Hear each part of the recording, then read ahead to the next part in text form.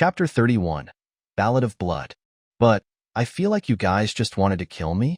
Zhan stroked the dog's fur and said lightly. He had experienced this kind of showing-off scene countless times. However, every time before, he could only be a supporting role or even a passerby. But this time, he was the protagonist. He had to say, this feeling was really awesome. No wonder the protagonists in those web novels like to show off. Misunderstanding. It's all a misunderstanding, the shield warrior said with a smile. He didn't expect that this big guy looked honest, but when he lied, his face didn't blush and his heart didn't beat. Since the brother said so, then we will rest inside for a while longer, and when the brother is done, we will go out again. As he spoke, he was about to greet a few people to withdraw. Let you go? Zhan said. Leave the money to buy your life, and see if it is enough to buy your life. I will only give you one chance.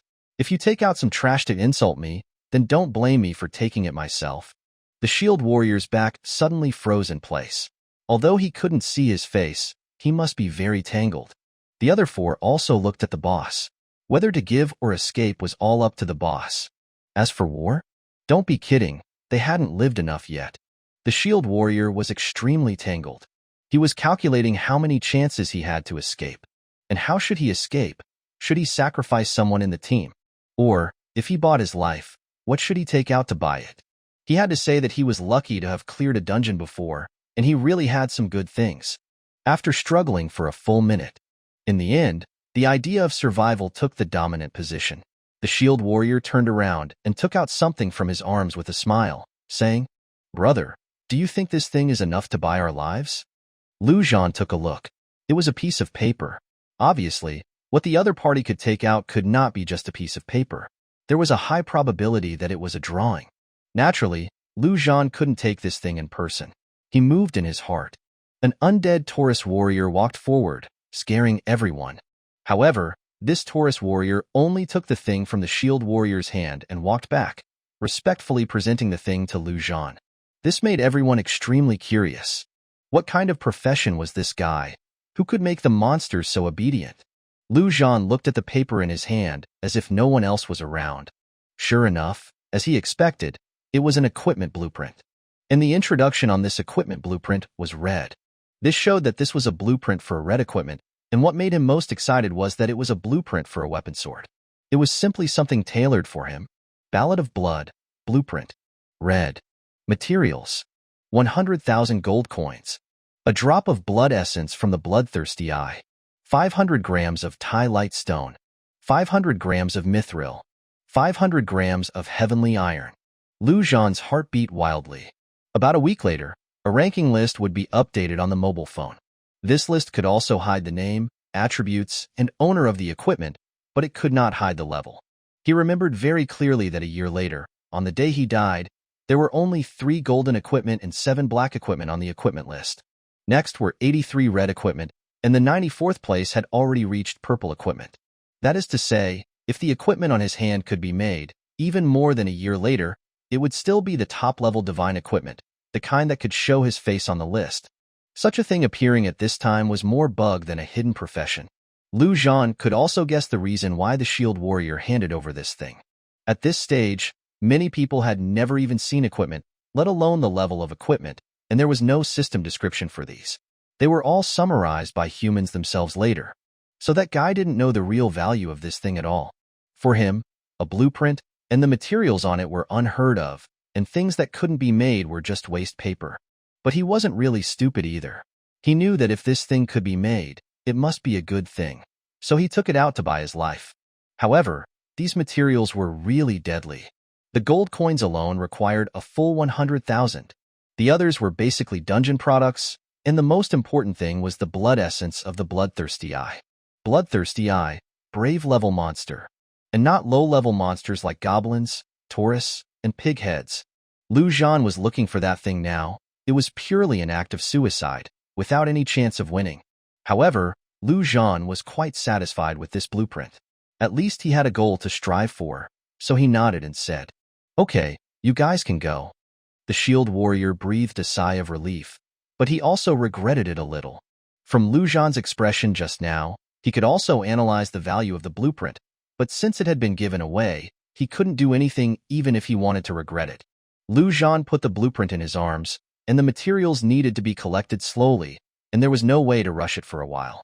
At this time, with a burst of excited discussions, Lu Yong led the students in from outside, with satisfied smiles on their faces, which made the people in the building envious. Zhan, it's all killed. This little thing is really fierce. Lu Yong looked at number 1 with a look of awe and said, "Who would have thought that a small goblin could explode with such a powerful combat power? This little thing was too much stronger than when he first saw it." Zhan nodded and said to a group of people inside, "Now, you can go out." As he spoke, except for number 1, the other undead were collected by him into the undead space. If someone came to attack him because of this, then he would welcome it very much. After all, although killing people didn't have experience, it would have some unexpected gains. However, no one dared to do this, and didn't even dare to speak, and retreated into the building. The monsters were all dead. What were they going out for? Hiding in this building was at least safe, and outside, they would face death at any time. However, not everyone was so cowardly.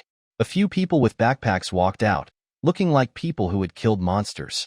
Like the 5 people of the Shield Warrior, they came to this building more for supplies and rest.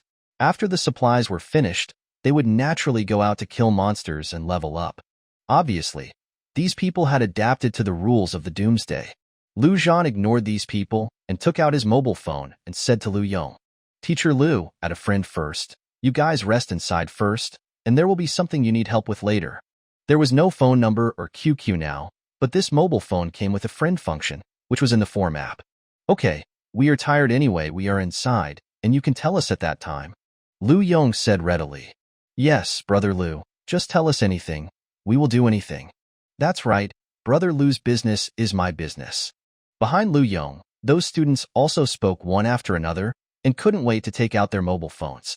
At this moment, Zhan was the real savior and super thigh in their eyes, so naturally they had to try their best to tan.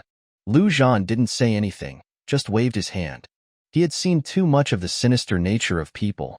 Maybe they could go through fire and water for you 1 second, and cut you off for the sake of benefits in the next second, and push you into the fire by the way. Only one's own strength was the most trustworthy thing. Chapter 32. Merge Skills, Berserk. Walking out of the building, Zhan looked at the corpses of monsters all over the ground, and his heart was full of energy. So many. How could he not sacrifice 4 or 5 elite undead? So, let's start working. At present, in addition to number 1, there were also Taurus Berserker and Armored Pig-Headed Monster, 2 powerful undead. The other 14 were ordinary undead, and they were all consumables that could be sacrificed. Zhan moved in his heart, and the mana value began to drop rapidly. At the same time, the undead in the undead space began to disappear one by one, all entering the body of an ordinary undead Taurus. As a result, after the 13 ordinary undead were sacrificed, only 1 elite undead was strengthened. He clearly remembered that the goblin needed about 18 heads to be strengthened to the elite, but he didn't expect that the Taurus only needed 13 heads. In this case, the undead on the ground were enough for him to strengthen a dozen elite undead. Undead Taurus Warrior. Characteristic: Elite Undead. Strength: 65. Physique: 59. Agility: 48. These attributes were simply too long. Undead Reincarnation. Activate. Undead Sacrifice. Activate. These 2 skills didn't require him to do any actions.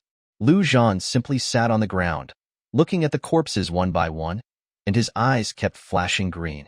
Upstairs in the building, many people looked at the scene on the square through the windows, and their hearts were full of shock, doubt, and fear. This picture.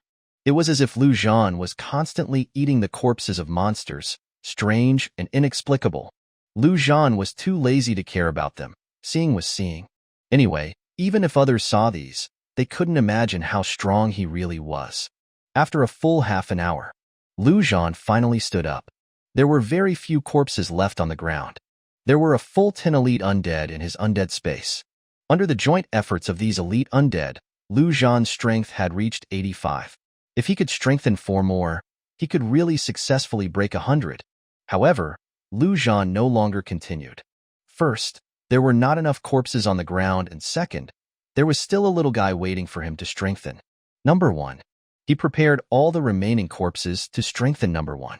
He could no longer abandon this little guy and must continue to strengthen it. Since those goblins were basically ineffective against it, then try different kinds of undead. Beep. I'm sorry, the sacrifice failed. The first one failed. Beep. Congratulations on your successful sacrifice. The second one succeeded, but it only increased Number 1's attributes by 1 or 2 points. So, continue. Beep. I'm sorry, the sacrifice failed. 6 consecutive failures. Beep. Congratulations on your successful sacrifice. It was successful again, and it still only had 1 or 2 points of attributes. In less than 5 minutes, the remaining dozen corpses had been used up, and only 3 times were successful, increasing Number 1's attributes by 5 or 6 points. This business. It could be said that he had lost everything. Zhan was a little unwilling and looked at the newly born elite undead Taurus warrior in the undead space. Would it be too extravagant to use these to strengthen? In the end, Zhan still couldn't be cruel. He was afraid that once he started, he wouldn't be able to stop. If all 10 elites were lost, and Number 1 didn't evolve, he would really cry to death. It was estimated that the dungeon would be opened soon, and he didn't have time to find a large number of monsters to kill. But it was a little unwilling to give up like this. In the tangle, he turned his attention to the undead transformed by the 2 elite monsters. Although the attributes of these 2 guys were higher than those transformed by ordinary monsters, they were still not as good as elite undead. Even if it was a waste, the heartache could be less. Armored, pig-headed monster. Sacrifice. Beep. I'm sorry, the sacrifice failed. Damn it. Zhan cursed in his heart. Taurus Berserker. Sacrifice. Beep. Congratulations on your successful sacrifice. Beep. Congratulations to your undead for successfully merging the skill, Berserk. Sure enough, it still didn't evolve. It seemed that if he wanted to let Number 1 evolve, he probably had to get an undead reincarnated from a brave level monster. In that case, he would have to get a skill point first to upgrade the undead reincarnation. Otherwise, even if he killed a brave level monster, he would not be able to reincarnate. Thinking, Zhan suddenly froze. Wait, did he miss something? There was a system prompt just now. Skill Berserk? Zhan looked blankly at Number 1's attributes, and then he was overjoyed, and immediately picked up this little guy, wanting to kiss him fiercely. But when he got to the front, he put it down awkwardly. Never mind. This little thing was too ugly. Undead Goblin. Characteristic. Elite Undead. Strength, 58. Physique, 55. Agility, 68. Talent. The more brave the battle, the more the strength, physique, and agility attributes will continue to increase. Note, the talent comes with negative effects. The longer the battle lasts, the more serious the negative effects will be. Please be careful for those with low spirit. Skill. Death Fear LV1. Passive skill. The death aura emitted from the body makes the enemy feel fear, and the attributes decrease by 10%. Berserk. All attributes are doubled, and at the same time, he loses his mind, indiscriminate, lasting for 1 minute. At the end of the skill, he enters a weak state. All attributes are reduced by 70%, lasting for 5 minutes. The skill cooldown time is 30 minutes. Although it didn't evolve, this Berserk skill was enough to make Number 1's strength change qualitatively. In the Taurus Berserker, this was just a skill that allowed the attributes to double in a short time, and it was even more of a disadvantage than an advantage, and it would become a weakness that could be used by others. But Number 1 was different. This skill could be used in conjunction with talent. Imagine Number 1 fighting for a long time, when its attributes increased to hundreds or thousands. If he activated the Berserk, the attributes would double instantly, and it would directly transform into a Demon King. As for what it means to lose reason, what a joke. Did the undead have this thing called reason? That is, he needed to be careful during the weak period, but even if Number 1 entered the weak period, the more brave the battle, the more it was still in effect, and he could restore the attributes to their original state in the shortest time. This undead Taurus Berserker sacrifice was worth it. Zhan's previous depression was swept away, and his mood was great. Let's go. Go inside and enjoy it. As the only commercial center in Donghai, the Inmao building had everything. Eating, drinking, playing, living, everything was available. And now, All were implemented with 0 yuan purchase. In the luxury goods area, Zhan even saw many men and women carrying brand names, constantly changing those clothes that they had never had the opportunity to touch, and wearing those shiny jewelry. Their faces were full of excitement. Where was the fear of the doomsday? Ignorance and brainlessness naturally meant fearlessness. That was when they saw Bei Laohe and number 1 next to Zhan that they would scream and run away. And even when they ran away, they were unwilling to give up the luxury goods in their hands. Zhan ignored these people. He came here to change his clothes. The clothes on his body were sprinkled with various liquids in the battle. It was uncomfortable to wear and stunk. Chapter 33. Adventure Level Dungeon. Zhan quickly picked out a suit of clothes. He had to say that if the price was not considered, the things of luxury goods were really good. At least the materials were top-notch and comfortable to wear. However, he didn't change it on the spot, but took the clothes and went directly to the top floor of the building. The top floor was the presidential suite of a hotel, and Zhan was going to this kind of place for the first time in 2 lives. Coming to the door of a room, Zhan gestured, and number 1 smashed the door with an axe. Bei Laohe rushed in first and jumped directly onto the soft bed, lying comfortably on it. After this dog mutated, he also knew how to enjoy it. Zhan ignored it, walked directly into the bathroom, and turned on the faucet. Fortunately, there was still water. 5 minutes later, Zhan, who had finished taking a shower and put on new clothes, walked out and stood in front of the mirror. No wonder there was a saying that people rely on clothes and horses rely on saddles. Zhan, wearing a luxury brand, really revealed the power of a noble son. Especially those eyes that had experienced too much, with ruthlessness and ferocity in the melancholy, made people shudder. Woof, woof, woof. Just as Zhan was immersed in self-admiration, Bei Laohe called out next to him. What, do you want to wash too? Zhan asked speechlessly. Although one could not understand dog language, and one could not speak human words, they could generally understand when communicating. Woof, woof, woof, of course, I also stink. Then go wash yourself, there is a bathtub inside. Woof, woof, woof, you help me wash. Roll. Bei Laohe could only slump his ears and walked into the bathroom. Soon, a cheerful dog barking sounded in the bathroom. Zhan couldn't help showing a smile on his face. At this moment, it was a rare moment of relaxation and pleasure. However, now was far from the time to relax and enjoy. Zhan took out his mobile phone and opened the forum. He sent a message to Lu Yong. Teacher Lu, come to room 888 on the top floor, call your students, and bring some food. Okay, I'll be there soon. Soon, a reply came from the phone. Only 10 minutes later, Lu Yong brought 4 students to the door of the room, carrying a lot of food that had already been prepared: fish, meat, lobster, everything. Of course, these were all frozen before. After all, the living ones had all mutated, and no one dared to eat them randomly. Now it was only the 2nd day of the doomsday, and these frozen things were still fresh. Lu, brother Lu. Several students were restrained and awed. Zhan, after changing his clothes, no longer had the cruelty and ferocity, but it made them feel even more afraid. It was as if the 2 sides were not on the same level at all. Teacher Lu, come in, let's eat together. Zhan waved his hand and said, okay. Lu Yong was much more natural. In his heart, Zhan was the savior and a purely good person. The food was all put down, a table full. Zhan ate a piece of Australian lobster meat, which was pretty good. He was also eating this thing for the first time. Lu Yong also sat down and ate with him.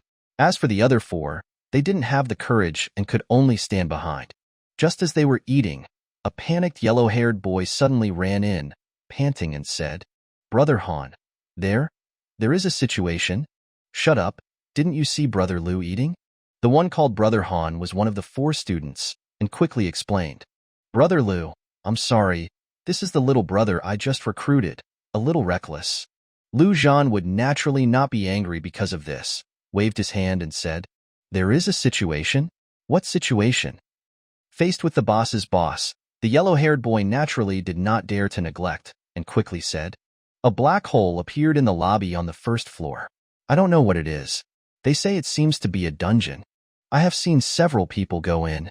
Zhan's hand holding the chopstick stopped. The dungeon had appeared. Dungeon? Is there such a thing as a dungeon? Has this world really become a game? Lu Yong was stunned and said incredulously. After all, dungeons were rare, and he hadn't encountered one yet. Lu Zhan, do we want to go and see? Not in a hurry, let's talk after we finish eating, Lu Zhan said with a smile. This dungeon was extremely difficult. He remembered that no one could clear it on the first day. Someone posted it on the forum, which attracted a large number of strong people. It wasn't until the third day that the dungeon's first clear was completed. Now, the dungeon had just opened. There was no hurry at all. Lu Zhan said this, and Lu Yong naturally wouldn't say anything. Then continue to eat. After a full 10 minutes, Lu Zhan, who felt satisfied, stood up and said, Let's go and see together. The first floor lobby in the center. A vortex like a black hole appeared in the air out of thin air. It was surrounded by people. The 5-person team of the Shield Warrior was also among them. They had cleared a dungeon once, so naturally they knew what this was. Just now, the Shield Warrior stepped forward and touched the vortex, and the information of this dungeon appeared in his mind. Adventure-level dungeon. These few words made him retreat. His original teammates were not the current 4, but another 4. And those teammates were much stronger than the current ones. He was just a younger brother in it. The team leader was even a powerful hidden class, Sword Soul. However, such a powerful team was almost wiped out in that dungeon, and only he survived with a little luck and cleared it. Of course, he also got a lot of benefits from that dungeon. After coming out, he relied on his strength to pull a team again and become the boss himself. That dungeon was just ordinary, but the one in front of him was adventure level. A hasty entrance would probably lead to a complete annihilation of the team. Boss, how is it? Are we going in? Behind him, the thief asked excitedly. He had never entered a dungeon, but he had heard the Shield Warrior talk about it. Dungeons were places where danger and treasures coexisted. He automatically ignored the danger and only left the treasures. Since it appeared, 15 people have entered, and now it shows that there are 3 people inside, which means that 12 people have died. The priest next to him, as a girl, was much more careful and rational, and frowned and said, Boss, it looks very dangerous inside. Know that. Only 10 minutes had passed. Let's go. Let's go somewhere else to kill monsters and level up. In the end, the Shield Warrior took a deep breath and said decisively. He didn't think he had a second chance to escape death. But boss. The thief was unwilling. The 2 marksmen were also a little dissatisfied, obviously not wanting to miss this opportunity. If you want to go by yourself. Anyway, I won't go in. The Shield Warrior said directly. Anyway, it was a team that he had randomly pulled, and the feelings were not deep. He would naturally not stop these guys from going to their deaths, saying that he was about to walk out. However, at this time, the sound of a dog barking sounded, and he saw at the staircase a mighty and domineering dog slowly walking over. The Shield Warrior stopped leaving. Chapter 34, Tribal Guardian.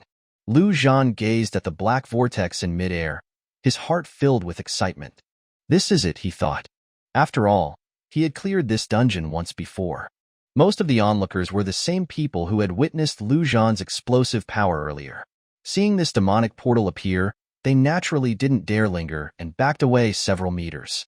Woof, woof, woof. Bei Lao He, raising its head, barked wildly. It seemed to believe these people were cowering before its presence, which boosted its ego considerably. Lu Zhan was speechless. These days, he mused, even a dog has become so damn vain. All right, let's go. Stop striking a pose, Lu Zhan said, patting the dog's head. Bei Lao He growled in dissatisfaction but obediently stepped forward, walking to the edge of the vortex. Lu Zhan reached out and touched the swirling energy. Soon, information about the dungeon appeared in his mind. Dungeon. Tribal Guardian. Permanent. Type. Siege Dungeon. Level. Adventure. Player limit. 1 to 10. Current players. 3. This was the difference between one-time dungeons and permanent dungeons. One-time dungeons gave no information.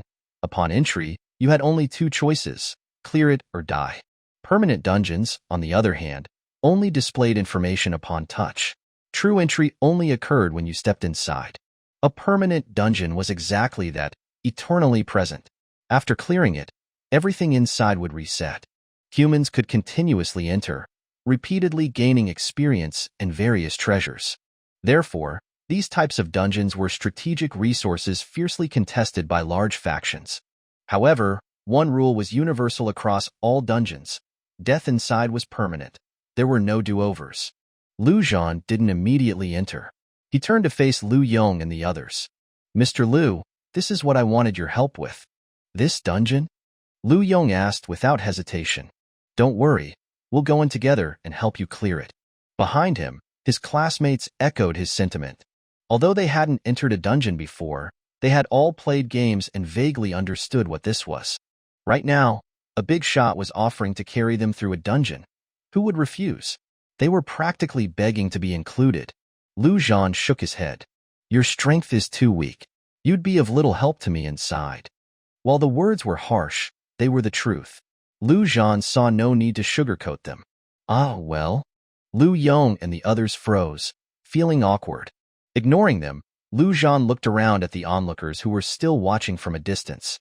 He needed 4 more people, as the 5 of them, including himself, only made 6.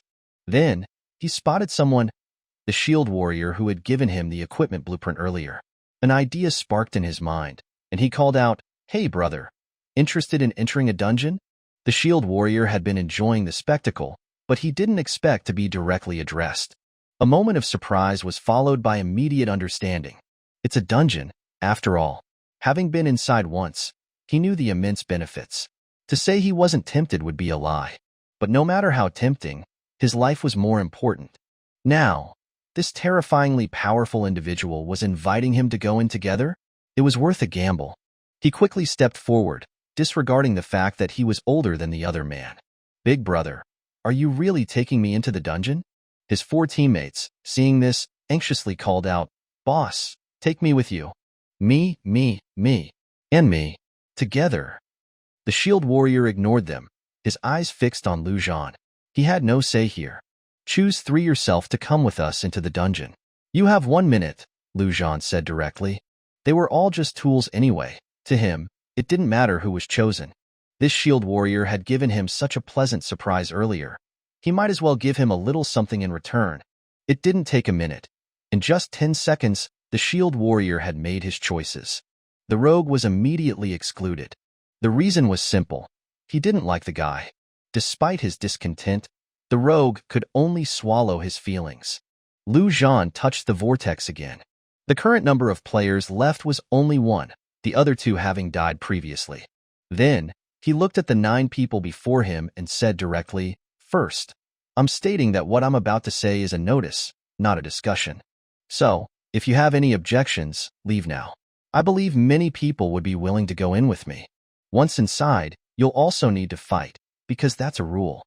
However, as long as you don't act recklessly, I'll try to protect you. Of course, I can't guarantee your lives. I don't need to explain the danger of dungeons, you should understand. If you die, don't blame me." During the dungeon, the equipment and items dropped by the monsters, and the large amount of experience awarded after clearing it, those are your rewards. Finally, and most importantly, after clearing the dungeon, there will be a treasure box. Whatever comes out of that treasure box, regardless of what it is, belongs to me. I've said my piece. You can make your decisions now. After a moment, the 9 people remained standing where they were, showing no intention of leaving. They were all intelligent. After Zhan finished speaking, they understood why he wanted to bring them to clear the dungeon. It was for the final treasure box. But, so what? For them, the rewards for clearing the dungeon were already generous enough. Even without the treasure box, they would just earn a little less. Zhan nodded and said, "All right, since you've made your decision, I'll state in advance. If anyone breaks the rules, don't blame me for being impolite." That's right. The reason he wanted to gather 10 people was for the treasure box. In his past life, many powerful individuals had done this, find 9 tools to bring into the dungeon. It was like being able to open 10 treasure boxes. He had been a tool himself, fortunate enough to have been carried through this dungeon once by a big shot. And now, he had become the big shot himself. As for what came out of the treasure box, it all depended on luck. Maybe just a reinforcement stone, maybe top-tier equipment, skill books, items. However, there was a pattern. Generally, the first time was the best. The more times you cleared it, the worse the rewards became. After 4 or 5 times, You might even get a low-level mana potion. And this time, all 10 of them were entering for the first time. He should be able to get 1 or 2 top-tier items. Thinking of this, Zhan looked at the shield warrior and asked, "By the way, what's your name?" "Greetings, big brother. My name is Zhang Tianfu." At this moment, the shield warrior was as obedient as a newlywed wife. Zhang Tianfu. However, upon hearing the name, Zhan suddenly froze, then stared at the other man with wide eyes. Big brother. Is there something wrong with the name?" Zhang Tianfu asked weakly, feeling unnerved by the intensity of the other's gaze. He gritted his teeth in his heart. If the other party had some kind of special fetish, he would just go along with it. Chapter 35. Heavenly Fortune General. If Zhan knew the other man suspected him of having orientation issues, he would definitely have Bei Laohei shock him. The shock he felt at this moment certainly wasn't because of the person in front of him, but because of the name Zhang Tianfu, a future powerhouse of the apocalypse. With the 8 human emperors reigning supreme, followed by the 12 heavenly kings, and then the 36 divine generals. Among these powerhouses, one was particularly special. He wasn't a hidden class, and his class wasn't even considered strong, but he relied on incredibly heaven-defying luck to rise to the ranks of the 36 divine generals. This guy had more divine equipment on him than even some of the emperors, and he was also known for having friends all over the world. Even the emperors treated him as an honored guest. Because bringing him into a dungeon often led to good loot, he was like a mascot, the luckiest of the lucky. And the name of this special individual was Zhang Tianfu, the Heavenly Fortune General. Although many people in the world shared the same name, Zhan had no doubt that the person in front of him was the Heavenly Fortune General. How else could he have obtained the blueprint for blood elegy so early in the apocalypse? Zhan jumped down from Bei Laohei's back, walked up to the other man, patted him on the shoulder, and said with glowing eyes, "My name is Zhan. From now on, you're going to follow me." He had to keep this top-tier mascot by his side. Lu bro, greetings. Zhang Tianfu's burly frame couldn't help but tremble, gritting his teeth in his heart. He would go all out. At worst, his chrysanthemum would suffer a little. Zhan was satisfied in his heart. Putting aside everything else, as long as he cleared this run, he was guaranteed a top-tier treasure. Walking to the side of the vortex, he touched it again. The information displayed that everyone inside had died. It was time to go in. "Laohei, you stay outside and guard." Zhan patted the dog's head and said, "This dungeon was a gift from the apocalypse to humanity. Monsters couldn't enter, and neither could mutated beasts. So, Bei Laohei had to stay outside. If this big black dog didn't recognize him as its big brother and ran away, Zhan couldn't do anything about it. After all, he couldn't stay out of dungeons forever. Woof, woof, woof. Bei Laohei held its head high and barked a few times, as if saying, "Don't worry, boss. I promise to be a good guard dog. Let's go, enter." After saying that, Zhan stepped into the vortex, his figure disappearing in a swirl. Behind him, Lu Yong and Zhang Tianfu exchanged a look. They were now essentially 2 factions, with a hint of competition. Woof, woof, woof. Bei Laohei barked at them a few times, seemingly urging them to quickly follow in Zhan's footsteps. Lu Yong naturally wouldn't hesitate, closely following the savior's path. Soon, all 9 people had stepped into the vortex. Bei Laohei really did intend to be a good guard dog, lying down directly below the vortex, preventing the onlookers from approaching. Fight, fight, fight. Kill these bastards. As warriors, your duty is to fight. Anyone who dares to retreat, I'll cut him down on the spot. Hurry, hurry, hurry. Those bastards are charging up over there. Quickly go and fight. For the tribe. Fight. Zhan's vision hadn't recovered yet, but countless chaotic sounds rang in his ears. The sounds of fighting, the roars of monsters, the shouts of humans were deafening. But after having experienced it once before, he wasn't flustered at all. The next second, light began to appear before his eyes, and everything around him became clear. He was now on a city wall. Looking around, he saw countless humans fighting and killing. These were the so-called dungeon NPCs, and the objects of their fighting were naturally monsters. Below the city wall, a large number of monsters were launching an attack on the city. This was the so-called siege dungeon. Withstand the monsters' attacks and defend the city. Where is this? Boss, I'm scared. Holy crap, this is so damn exciting. Look down below. There are monsters everywhere. Zhan, what do we do? Just then, the figures of Lu Yong and the others appeared. Except for the female priest, the other 8 males seemed quite excited. This feeling was like entering an immersive game. If there wasn't the concept of death, it would be even better. Unfortunately, reality didn't allow for ifs. After the excitement, they all became a little scared. Yalat, what are you standing around for? Get down there now. Those monsters are attacking the city gates. Suddenly, the commander beside them roared in this direction. You must hold the city gates for me. Get down there now. I'll count to 10. If you haven't gone down yet, I'll personally chop you down. What I need are warriors, not cowards. The commander, holding a broadsword, had a fierce expression, like a terrifying god of slaughter. Follow me and jump down if you don't want to die. While speaking, Zhan had already leapt off the city wall. This commander wasn't joking. If the players entering the dungeon avoided combat or remained on the city wall, he would directly chop them to death. And no matter how strong the players were, they couldn't escape the commander's blade. Lu Yong and the others glanced at the height of the city wall, and their hearts began to pound. An ordinary person jumping from this height would definitely die. Although everyone was now a professional, with physical qualities beyond ordinary people, none of them had ever jumped before, so naturally they were apprehensive. Xiao Yao, I'll go down first. I'll catch you below. Trust me, bro. Zhang Tianfu said to the priest, then jumped down directly. Jump. The commander probably wasn't joking. If we don't jump, he'll really chop us down, Lu Yong said, glancing at the commander who was staring straight at them. He knew this was the setting of the dungeon, and there was no other choice, so he jumped down as well. Several students nodded, gritting their teeth and closing their eyes for a leap of faith. The remaining priest, Xiao Yao, and 2 gunmen exchanged a look. Now that they were already here, what else could they do? Jump. Anyway, it was just a matter of closing their eyes and opening them again. However, the imagined pain of hitting the ground didn't come. Instead, they seemed to have been caught by something. Opening their eyes, they saw the terrifying face of a minotaur right in front of them, scaring them nearly to suffocation. Fortunately, they had already seen Zhan's undead minotaur and quickly reacted. It turned out that the big shot had arranged everything in advance, and they couldn't help but feel grateful. Since Zhan wanted their treasure boxes, he naturally wouldn't let them die in vain. At this moment, behind the 10 of them was the city gate. Relying on them alone, they naturally couldn't defend the entire city. Their task was to guard this city gate.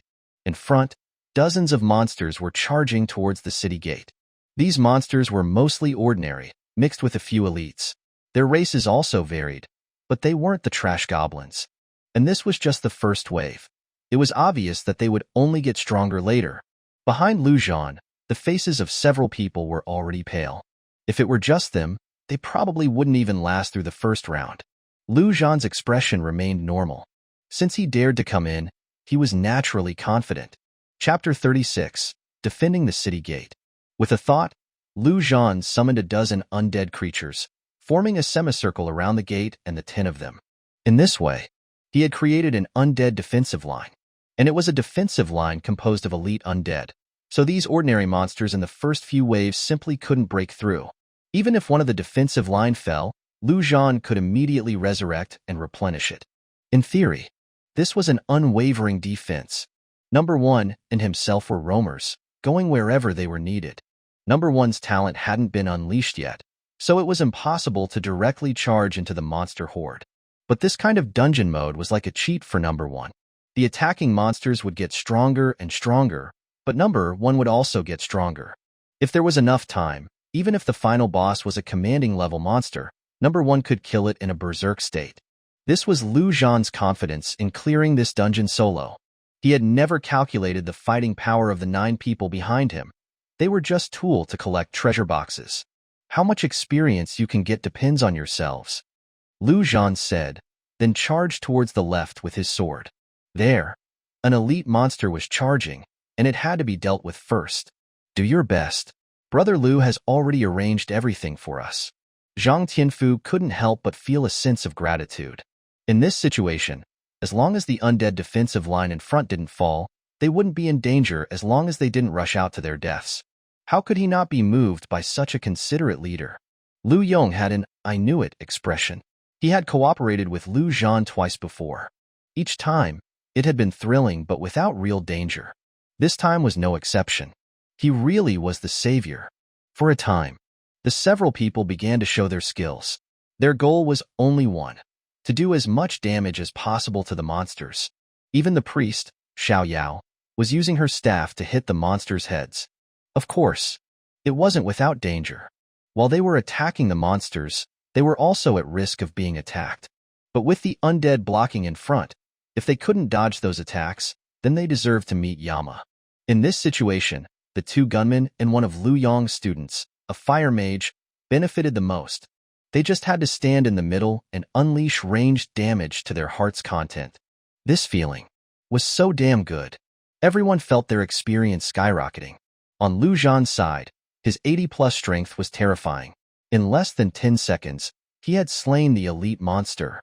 Then, his eyes glowed green, and the elite monster that had just fallen stood up again. And that wasn't all. At this moment, there were already many monster corpses around, and Lu Zhan simply performed a resurrection sacrifice on the spot. He currently only had 10 elite undead, and he could completely fill the vacant spots in combat. Under everyone's full firepower, the first round of dozens of monsters had been completely killed in less than 10 minutes. And these monsters also added 3 elite undead to Lu Zhan's ranks. Damn, this is too good. I've leveled up to level 5. Yeah, it's too fast. Haha, how many more monsters are there? Bring them all. Lu Yong and the others were also extremely excited, and the second round of monsters was already charging up. This round was still mainly ordinary monsters, mixed with a few elite monsters. But the species were much stronger. Wolf tribe, fierce tiger tribe, golden lion tribe.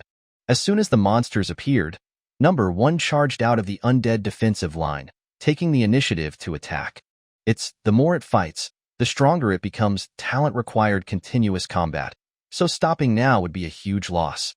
Of course, Lu Zhan wouldn't let it charge straight into the fight. Instead, it would strike and retreat, strike again and retreat, until the group of monsters charged to the defensive line. Number 1 would have already retreated. The old routine, the battle reignited. However, just as everyone was about to excitedly attack, they heard a terrifying tiger roar. For a time, everyone's faces changed, feeling as if a giant hammer had struck them in the chest. Several people with weaker constitutions coughed up blood directly, their faces pale. Lu Zhan was unharmed, but he also frowned slightly. That sound was the elite monster fierce roaring tiger's skill, Tiger Roar. He had been negligent, forgetting about the large-scale AoE skills of these elite-level monsters and above. If it roared a few more times, even if they didn't break through the defensive line, they could still roar the people behind to death. It seemed he still had to take some risks. Lu Zhan tightened his grip on the sword, called number 1, and leaped out of the undead defensive line, rushing towards the fierce roaring tiger. There were too many monsters around, and many attacks landed on him.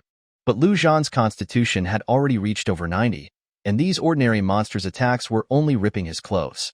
Although number 1's constitution was a bit weaker, its agility was ridiculously high, having reached 110, and its figure was like a ghost in the monster horde. In just 3 seconds, Lu Zhan and number 1 had approached the fierce roaring tiger. A sword and an axe attacked at the same time. The average attributes of this fierce roaring tiger were also around 70, which in the eyes of most humans today was a definite boss-level monster. However, encountering Lu Zhan and number 1, these cheats, it didn't even last half a minute before it met its demise. After killing it, Lu Zhan didn't even have time to pick up what it dropped before resurrecting it as a new undead. Anyway, the spoils wouldn't disappear, and the monsters wouldn't pick them up. There was no rush. In an instant, Lu Zhan felt his constitution and strength increase significantly. After the fierce roaring tiger was resurrected as an undead, its attributes greatly increased, and its strength and constitution had both reached 99, which was terrifying. Under Lu Zhan's orders, the undead tiger used its huge tiger paws to slap and grab, crushing those ordinary monsters as easily as ants. Lu Zhan ignored it, letting the undead tiger slay as it pleased. while he charged towards another elite monster.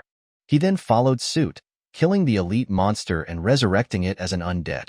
This tactic was essentially directly turning the enemy's strongest combat power against them.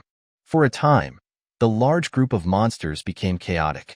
The big brother who was originally commanding them suddenly changed direction and attacked them. Liu Yong and the others were even more stunned. So damn perverted. What class is Brother Liu exactly? Summoner? Puppeteer?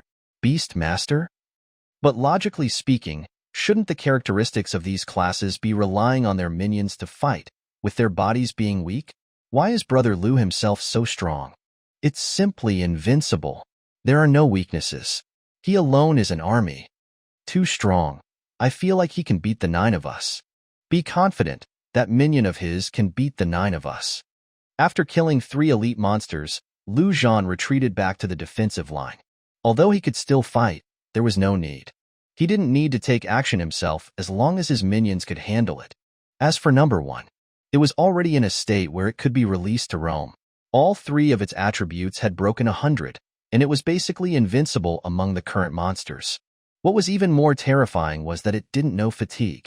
It was a proper war machine. Chapter 37, Troll Werewolf. Just as he retreated to the city gate, Liu Zhan heard the sound of leveling up in his mind. Level 9. That meant 19 undead. On the undead defensive line, 10 elite undead were more than enough to hold off the enemy. The other undead, including number 1, were all fighting outside. In just 3 minutes, the second wave of monsters had been completely wiped out, and the third wave was already appearing before them. A massive army composed of over a dozen elite monsters and nearly 100 ordinary monsters, densely packed like a dark cloud pressing down. This group of monsters, like a well-trained army, was far from comparable to the previous 2 waves. And at the very front of them was the leader of the army, a terrifying monster. It was a werewolf, with a wolf's head and a human body, standing nearly 3 meters tall, its limbs extremely thick, its claws like alloy, sending shivers down the spine. And beneath it was riding an elite monster, a Gale dire wolf. What is that? Zhang Tianfu's face was pale. Even from this distance, he could feel the terrifying aura rushing towards him. A heroic tier monster, the troll werewolf. Liu Zhan took a deep breath and said, this was the second heroic tier monster he had faced since his rebirth, and this one was much stronger than the goblin warrior. In his past life, countless people had cleared the first 2 rounds, only to die tragically under this werewolf's claws. This is the last wave. Be careful yourselves. I won't be able to take care of everything. Liu Zhan warned. As soon as he finished speaking, number 1 had already charged out, swinging its axe at the leading troll werewolf. The troll werewolf was fearless and actually reached out with its alloy claw to grab the axe. This was the first time a monster had been able to directly withstand number 1's battle axe, and it was while it was in the stronger it fights, the stronger it becomes state. The next second, number 1 immediately pulled its axe away and retreated. After all, it wasn't trying to fight it one-on-one, but was maintaining its the stronger it fights, the stronger it becomes state. Oh woo. Although this axe didn't cause physical damage to the troll werewolf, the mental damage was immense. When did even a small goblin dare to challenge it? With a wolf howl, the monster army behind it shone with a faint red light, and then they directly launched their charge. Comes in with a war cry, huh? Liu Zhan's eyes narrowed slightly. If he remembered correctly, the effect of this skill was to increase the attributes of the entire team by 10%, and the most terrifying thing was that it had no duration. As long as the troll werewolf was alive and on the battlefield, this buff would always exist. It was a truly godlike battlefield skill.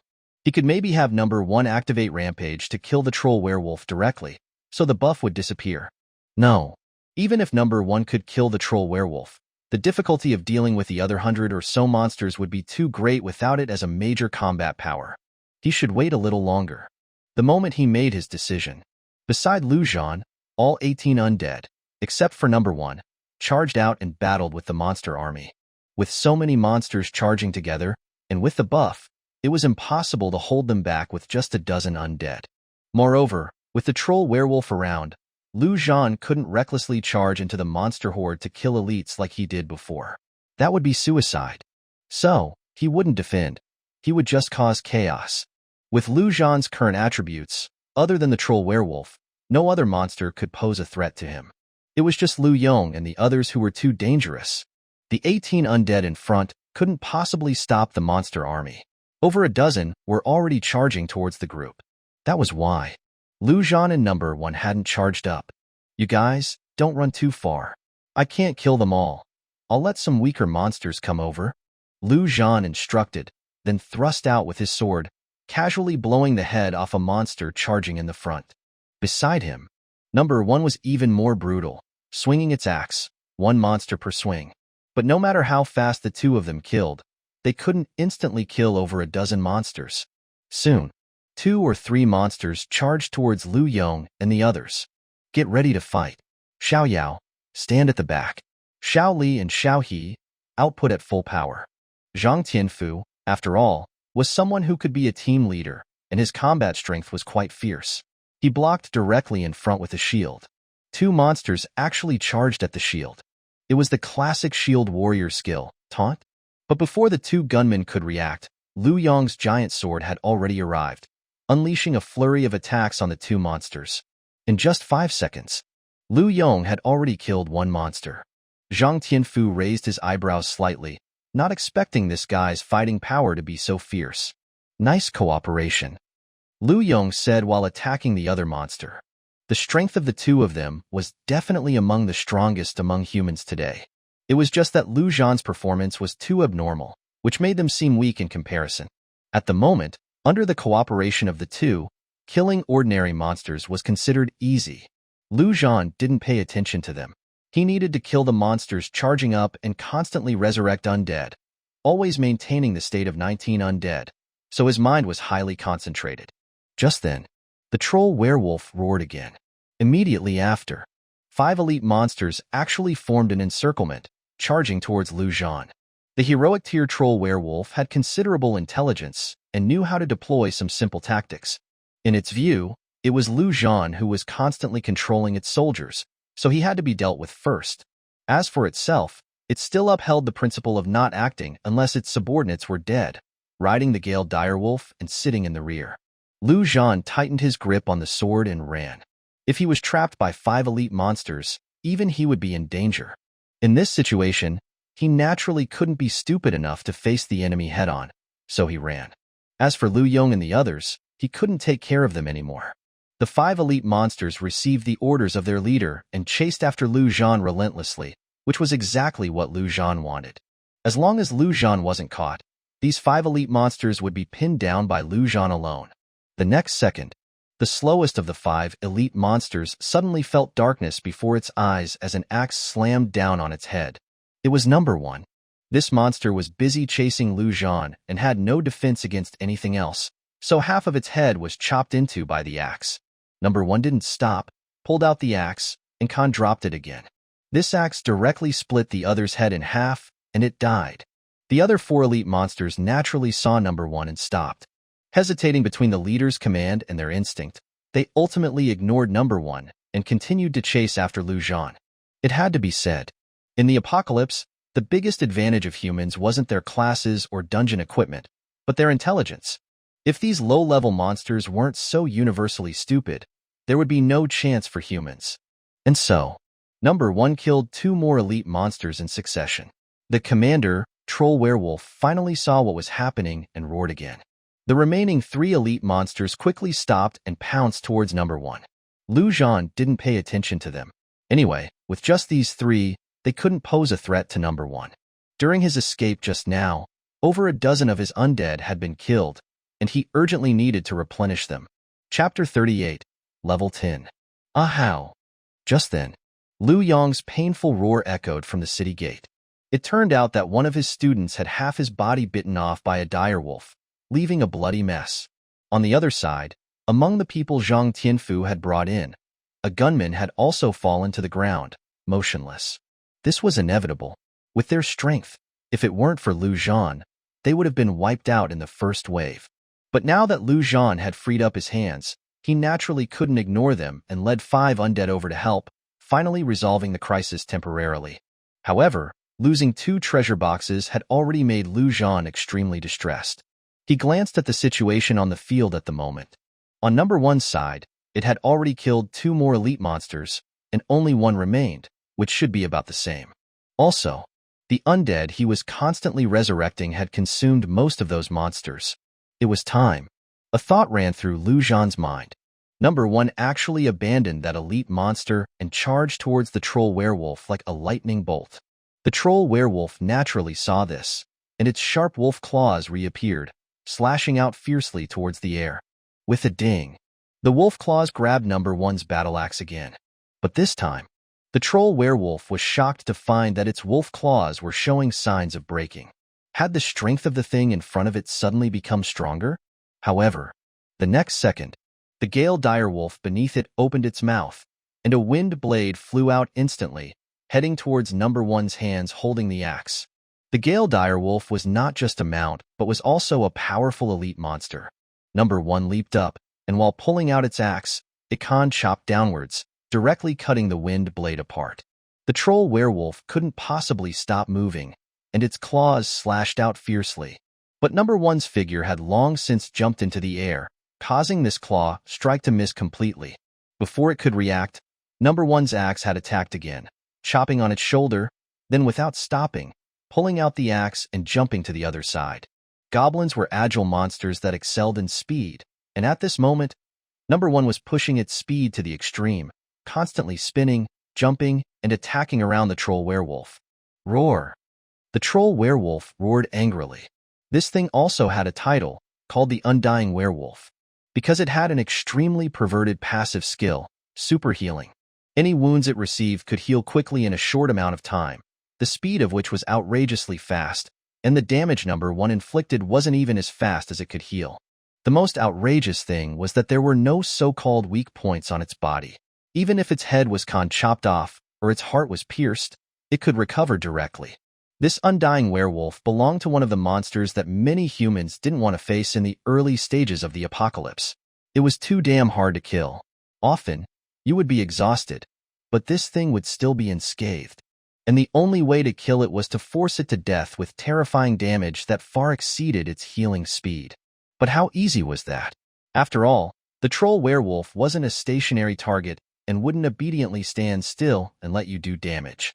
At the city gate, while Lu Zhan was resurrecting the undead, he was also paying attention to the battlefield on number 1's side. Number 1 had fought for a long time but hadn't caused any damage. But it was an undead, so there was no need to worry about it dying of exhaustion. Lu Zhan let it fight there for so long not to cause physical damage, but to cause mental damage. With such a mosquito flying around its head, buzzing here and there, the troll werewolf's anger could be imagined. And Lu Zhan was waiting for the troll werewolf to lose its mind and unleash a skill. Just half a minute later, the troll werewolf finally couldn't bear it and roared again. In an instant, its body glowed with a blood-red light, and its wolf eyes were even more red and dripping with malice. The next second, the troll werewolf slapped out with its claws, its speed as fast as lightning, directly slapping number 1, sending it flying. Lu Zhan's eyes lit up. This was what he was waiting for. The troll werewolf's skill, Troll Might. After unleashing it, its agility directly increased by 50%. But at the same time, its constitution decreased by 50%. Seeing this, Lu Zhan directly issued an order to number 1. You like transforming, huh? Number 1, Rampage. In its normal state, even number 1 in Rampage mode would probably not be able to kill the troll werewolf quickly. But now it was different. The airborne number 1, even while still in midair, directly activated the Rampage skill, instantly doubling all 3 attributes. Its body twisted in an incredibly bizarre posture, and its original flight turned into a charge towards the troll werewolf. Roar! The werewolf with Troll Might roared fiercely, not afraid at all. In its view, the little bug in front of it was just a little faster, and it wasn't afraid at all at the moment. As soon as it finished roaring, it felt a blur before its eyes, and the little bug had disappeared again. Then, it heard a short, sharp, and miserable scream from below it. Looking down, it saw that the Gale direwolf's head had actually fallen straight to the ground, with blood spurting out wildly. Monsters of the troll werewolf's level had considerable intelligence, but at this moment, its mind was blank, not understanding what had happened at all. In an instant, it seemed to see another head falling. It looked like its own head. The troll werewolf could only barely capture a green figure, constantly slashing with an axe on its body, and couldn't make any counterattacks. The other's movements were too fast. After Rampage, Number One's agility had broken 300, reaching an unprecedented height. And with the troll werewolf's original defense, even it in Rampage mode would need 2 or 3 fu to chop off one of the other's body parts. But this thing's defense was now halved, and Number One could chop off one of its body parts with 1 fu, smoothly without the slightest pause. Zhan at the city gate couldn't even see Number One's figure clearly. He could only see flashes of blood, and the troll werewolf's body began to fall apart. Healing? There wasn't enough time. In just 10 seconds, the huge Gale direwolf had become a pile of minced meat, wriggling constantly on the ground, seemingly still healing. It had to be said, this thing's survivability was really damn strong. Number One chopped at the minced meat on the ground for another full 5 seconds before the system's voice finally sounded in Zhan's mind. Ding! Congratulations on killing the troll werewolf, gaining 3,000 experience points and 3,000 gold coins. Hearing this voice, Zhan breathed a sigh of relief. This dungeon run was stable. After killing the troll werewolf, Number One had half a minute left in its rampage mode. Of course, he couldn't waste it. It directly turned into a killing god, charging into the remaining monster hordes, like a max-level player entering a noob village, slashing away. Even elite monsters couldn't withstand Number One for even a second. Rampage ended. There were no monsters standing on the battlefield, and the sound of leveling up sounded again in Zhan's mind. He had finally reached level 10. Ding! Congratulations on reaching level 10, triggering a class advancement quest. Chapter 39. Dungeon Completion Treasure Chest. Too strong. Lu Yong and the others were dumbfounded. The monsters that were like death gods in their eyes were like straw in front of Number One, being harvested wave after wave. The scene was simply incredibly surreal. Boss, is it possible to hack in this game? The priest Xiao Yao said blankly. What? You want to report him? Zhang Tianfu's eyes were shining. He didn't care if he was hacking or not. He only knew that he had recognized this big brother. Even Jesus couldn't stop him. Zhan walked towards the battlefield. At this moment, only one monster remained, pinned to the ground by 3 undead, unable to move. This was a live one Zhan had deliberately left behind. If he killed them all, that would be clearing the dungeon, and the commander above would be driving them out. There were still a lot of things dropped by the monsters on the ground that hadn't been picked up yet. It would be a great loss if they were kicked out. At the city gate, the remaining gunman looked at the circles floating all over the ground, a flash of greed flashing in his eyes, and his footsteps involuntarily took a step forward. Know what you should take and what you shouldn't. Zhang Tianfu glared at him and said coldly, Boss, of course, I know that. The gunman said with a smile. Zhan picked up the orbs one after another. There wasn't anything good, mostly reinforcement stones. There were also a few pieces of green equipment, but they had trash attributes. With his current level, killing elite monsters wouldn't drop anything good. The main thing was the troll werewolf. He walked to the corpse. Beside him, Number One held its battle axe, its small body exuding a frightening aura. Although it was no longer receiving the stronger it fights, the stronger it becomes, buff and was in a weakened state. Its attributes decreased by 80%. But so what? Zhan patted this beloved general's shoulder, then looked at the troll werewolf's remains on the ground. He immediately saw something good. Skill point. Zhan had been looking forward to this thing for a long time. He wanted to upgrade Undead Resurrection to level 3.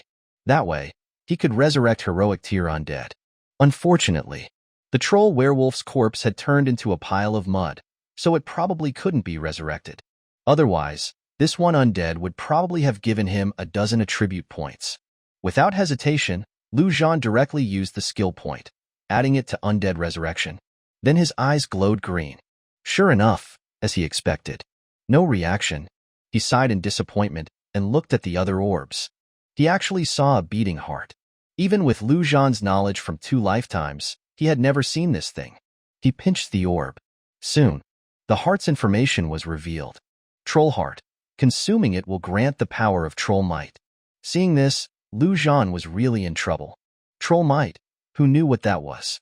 After thinking about it, he decided to put it away first. He couldn't eat things he didn't know about randomly. Besides this thing, there was a piece of green equipment. Werewolf necklace. Equipment conditions: Agility 30, level 5. Agility plus 10. Howl of the Werewolf. After releasing it, it increases the team's agility, strength, and stamina by 10%, while decreasing intelligence by 20%. Team size: 10 people. Duration: 10 minutes. Cooldown: 10 hours. It was actually an excellent piece of equipment with an active skill. Zhan smiled happily. He knew that this thing could directly give a person an extra skill, and the skill was quite good. It could be called the best green equipment. Of course, this kind of top-quality thing had to be kept for himself. Zhan put it on around his neck and looked at Lu Yong and the others with a thought. A plus sign instantly appeared on their bodies. This was how to establish a team. The most important thing was, those undead actually had it too, including number 1.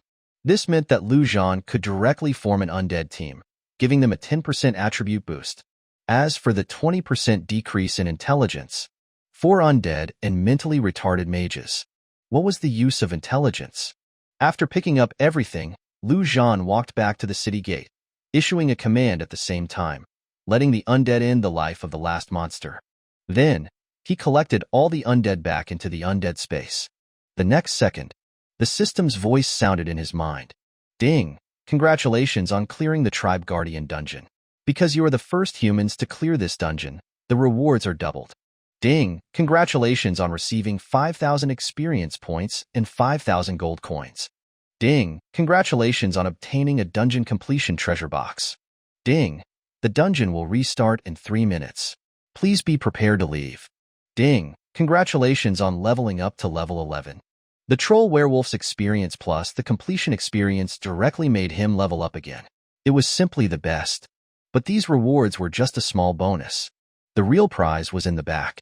A total of 8 dungeon completion treasure boxes. A small golden box also appeared out of thin air in Lu Yong and the others' hands, each with a smile on their faces. Everyone leveled up. This dungeon trip, not to mention anything else, the experience and gold coins alone were already a great harvest. But before they could finish being happy, Zhan's unquestionable voice came. Open the dungeon treasure boxes and hand over what's inside to me. The things inside this thing could only be determined after opening it, so Zhan couldn't just take the treasure boxes. That way, even if he opened 10 treasure boxes, the things inside would only get worse, and the 10th one might even be empty. Without saying a word, Lu Yong had already opened the dungeon treasure box, and without even looking, handed it over to Zhan. Zhan took a look and was excited. He didn't expect the first one to be a good thing. It was still a box. Reward magic box. He knew that the extremely critical skill Undead Sacrifice was obtained with this thing. But now wasn't the time to open it. Zhan looked at the others. Zhang Tianfu also did as he did, handing over what he had opened. A book. A skill book. But seeing the skill book's introduction, Zhan felt a headache. Powerful aid.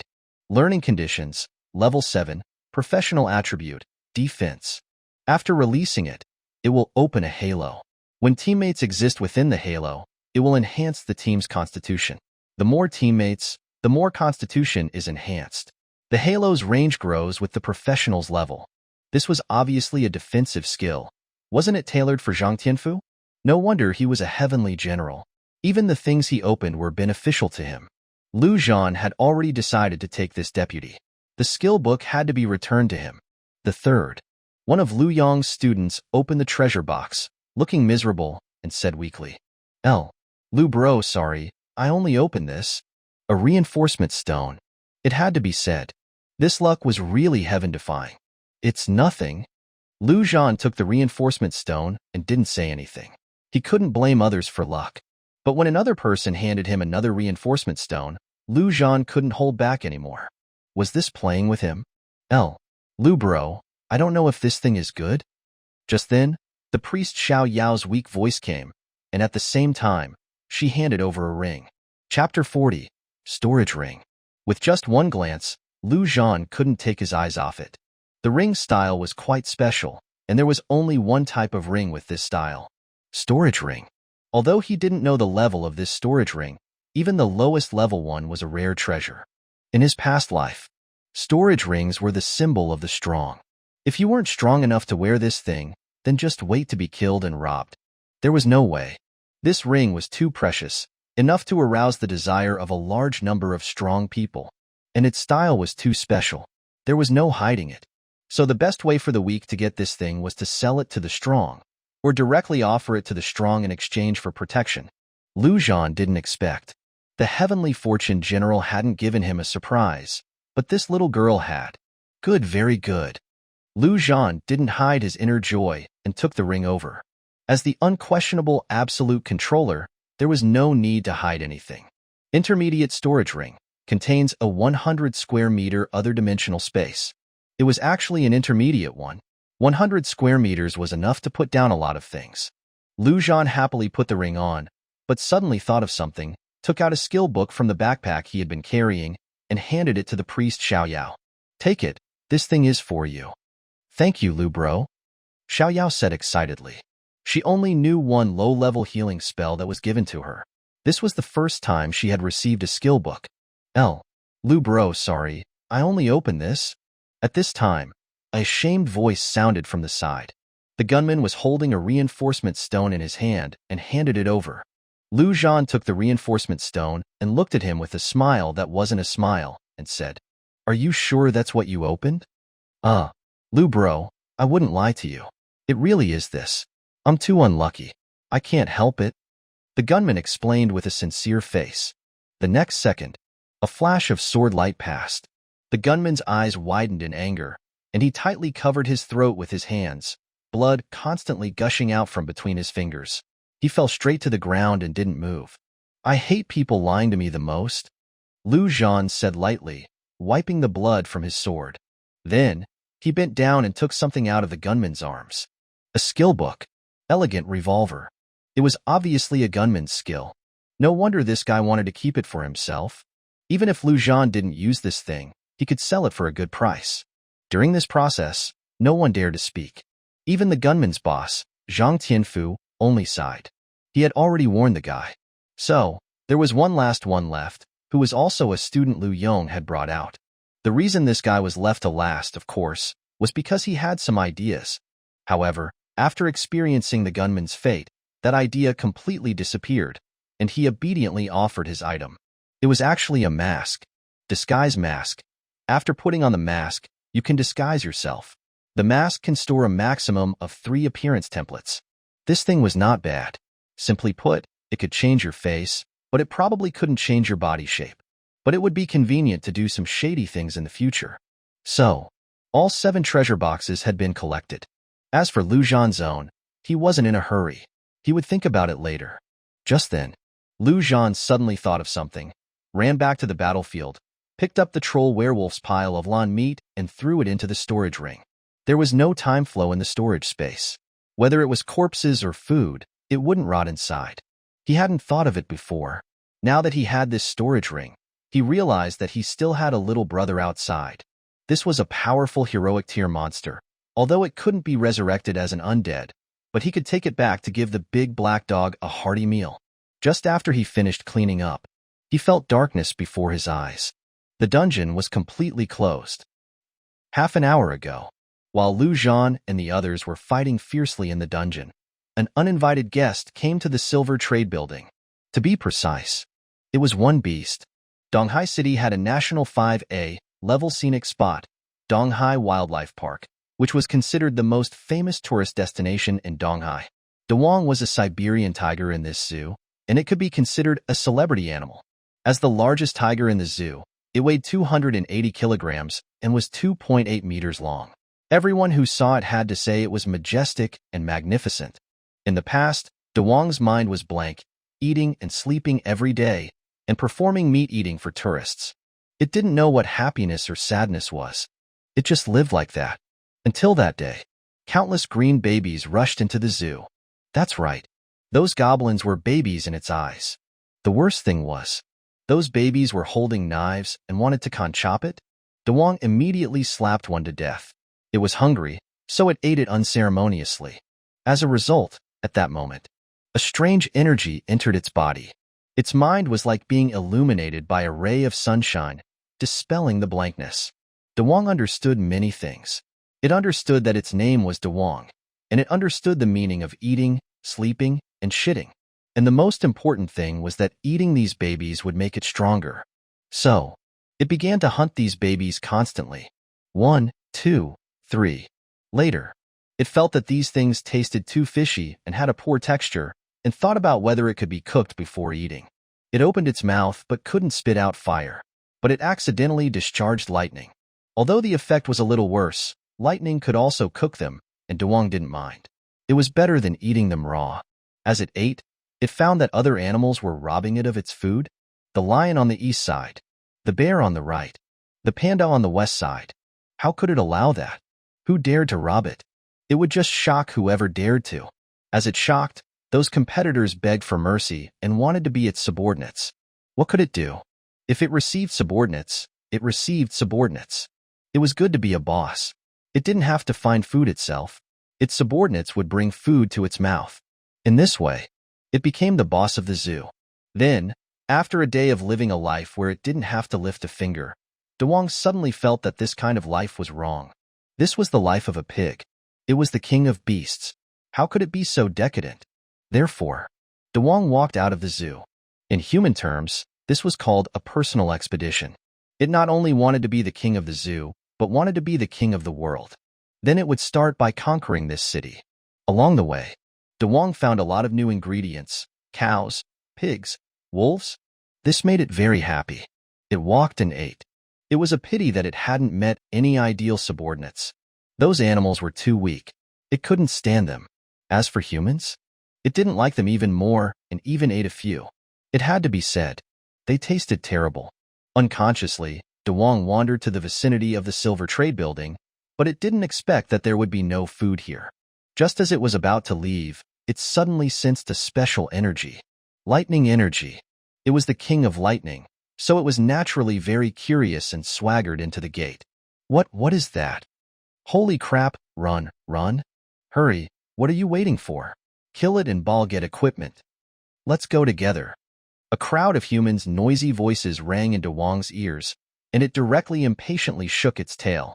In an instant, a terrifying lightning bolt shot out, traveling through the crowd at a speed that the naked eye couldn't capture. In just 1 second, all sounds stopped abruptly. No one survived among the dozens of people. Chapter 41. Dog Talk, Tiger Talk. Old Blackie stared at the massive tiger before him, every hair on his dog body standing on end. His one good eye was bugging out. He felt an immense pressure unlike anything he had ever experienced. This tiger was stronger than his boss, stronger even than his boss's boss. What did it want? The Great King was also looking at the big black dog, but with a different purpose, assessing him. Assessing whether this mutt was worthy to be his little bro. This big black dog. He was powerfully built, with thick, strong limbs and a coat of fur that was sleek and black. Most importantly, lightning crackled around him, an energy source identical to his own. The only downside, he was a bit ugly, especially with that missing eye. Seriously ugly. But whatever. The Great King considered himself a leader who valued inner qualities. He wasn't so shallow. So, the Great King let out a mighty roar. Roar, roar, roar. Hey, black dog, be my bro, and you'll live the good life. Old Blackie breathed a small sigh of relief. It didn't want to kill him then. Woof, woof, woof. I already have a boss. Neither understood tiger or dog languages, but since they were both now intelligent creatures, they could manage to understand each other. Roar, roar, roar. Who's your boss? Tell him to come out. I'll take him on. Woof, woof, woof. My boss is super strong. You should leave now. Roar, roar, roar. Are you looking down on me? I want to kill him even more. Woof, woof, woof. My boss isn't here right now. Roar, roar, roar. Are you trying to trick me? Woof, woof, woof. Leave before my boss gets back. Roar. The Great King had lost his patience. He let out a roar, and a bolt of lightning shot out, striking the ground right in front of Old Blackie. The ground exploded, leaving a large crater. Roar, roar, roar. Don't push your luck. Old Blackie fell silent, his fur crackling with electricity. He was a dog with principles. He would only ever acknowledge one boss. The The Great King was completely enraged. Another lightning bolt shot out, but this time it wasn't aimed at the ground. It was aimed at the black dog. Old Blackie wasn't afraid. He shot out his own lightning bolt. The two bolts collided in midair, and the difference in power was instantly apparent. Old Blackie's lightning was consumed by the Great King's lightning. With a deafening boom, Old Blackie finally understood what it felt like to be struck by lightning. The electrifying sensation, indescribable. Roar, will you come with me or not? The Great King leaped, landing right next to the black dog. Woof, woof, woof. I have a boss. Old Blackie struggled to his feet. Smack. As soon as he finished speaking, another lightning bolt struck Old Blackie, sending him sprawling again, bloody and mangled. Roar. I'll ask one more time. Are you coming with me or not? Blood dripped from Old Blackie's fur, and the air was filled with the scent of burnt hair. His leg had even exposed bare bone. But Old Blackie still didn't submit, shakily getting back on his feet. He raised his head. He didn't bark, but his meaning was clear. Seeing this, the anger in the Great King's eyes subsided somewhat, replaced by admiration. Such a loyal dog. He had to recruit him. Roar. Follow me, and I'll let you be my second in command. Woof. Just kill me. Roar, roar, roar. Fine. I'll wait here and see who your master really is. The Great King sat down on the ground, determined to have his way. He would have this big black dog as his subordinate. Old Blackie was at a loss. He was secretly anxious. If his boss came out now, they would definitely lose to this tiger. What should he do? Should he run? Lead the tiger away? No. At his speed, he would probably be blasted to ashes before he even made it out of the building. Damn it. How could this tiger be so strong? It was all the fault of his boss's boss, that moron. If that moron had given him more food, he would be strong enough to stand up to this tiger. That moron. That idiot. Just as Old Blackie was cursing a certain someone, a bright light suddenly flashed from the portal to the dungeon. In an instant, Old Blackie tensed. He knew this meant his boss was coming out. This could be a total wipe. What should he do? The Great King, however, wasn't worried at all. He slowly stood up and roared. Roar, roar, roar. Your boss is coming out, huh? As soon as he spoke, Zhan and the others appeared in the lobby. They were all smiling, clearly still riding high from clearing the dungeon. But as soon as they appeared, the smiles froze on their faces. A tiger the size of a house was right in front of them. No one could ignore that. Lu Yong and the others didn't dare breathe. Their eyes all turned to Zhan, waiting for the boss to give the order. But little did they know, Zhan was panicking. As a reincarnated soul who had lived through the apocalypse, he knew exactly who this was. The tiger before him was none other than the super powerhouse known as Thunder Tiger God. Even the 8 emperors, the weaker ones, were no match for him. He knew the Thunder Tiger God was in this city, because in his past life, he had lived under its protection for quite some time. A powerhouse like that wouldn't care about little ants like Zhan living in its territory. Plus, to these mutated beasts, monsters were just snacks, just food. So, hiding in this city, Zhan didn't have to worry about monsters, just the treacherous humans. But later, the Thunder Tiger God decided that ruling one city wasn't enough and left to find greener pastures. Zhan never expected to see the famous Thunder Tiger God here, apparently guarding the dungeon entrance. What was this? Even though Zhan considered himself a top-tier human expert, he still felt a pang of fear when facing such a terrifying creature. They both had lightning abilities, but Old Blackie was like a little spark next to a thundercloud. Just then, the Great King spoke. Roar, roar, roar. Which one of these humans is your boss? Zhan didn't understand tiger language, but he understood what the tiger meant. The tiger wanted Old Blackie. He was guilty by association. Old Blackie had become the treasure the tiger wanted. Looking at Old Blackie's battered state, it was obvious that he had been beaten badly. But the fact that the big black dog hadn't betrayed him was a pleasant surprise. Zhan's mind raced. The fact that the tiger hadn't attacked meant there was room to negotiate. Giving Old Blackie away? Probably not a good idea. The charred corpses of the humans around them proved that this tiger would kill without a second thought. It looked like they had to run. As for Lu Yong and the others, he couldn't worry about them. They had to fend for themselves. But how to run? They would have to take a gamble and hope that Old Blackie was up to it. Chapter 42. Bluffing in the Tiger's Mouth. Lu Zhan steeled his gaze and began to mentally prepare himself. I am invincible. I am invincible. In an instant, Lu Zhan stood up straight. His face became arrogant, and he radiated the aura of a powerful expert. Lu Yong and the others exchanged glances, their spirits lifted. If the boss was confident, they could be too. Even the Great King turned to look at Lu Zhan. He felt a hint of threat from this human. Old Blackie, what's going on? Who is this big cat? Is it the one who beat you so badly? Lu Zhan strolled over to Old Blackie, patted him on the shoulder, and said calmly. In that instant, a terrifying pressure erupted. Big cat? This human dared to call him a big cat. The Great King was enraged. But the next moment, he saw the human give him a cold glare. That one look. It made the Great King tremble. He didn't know if he should be angry. That look was filled with invincible confidence and contemptuous disdain. And the most important thing, the thing that worried him the most, how could the boss of such a loyal dog be an ordinary person? No, I'm an intelligent being now. I can't be so reckless. What if I can't beat him? I have to test him first. The Great King thought to himself as he spoke coldly. You're following a human now. You traitor. He wanted to provoke the human into attacking first. That way, he could decide whether to fight or run. Humph. Strength is respected. Lu Zhan snorted and said, This big cat looks okay too. How about it? Want to follow me too? As he spoke, Lu Zhan waved his hand slightly.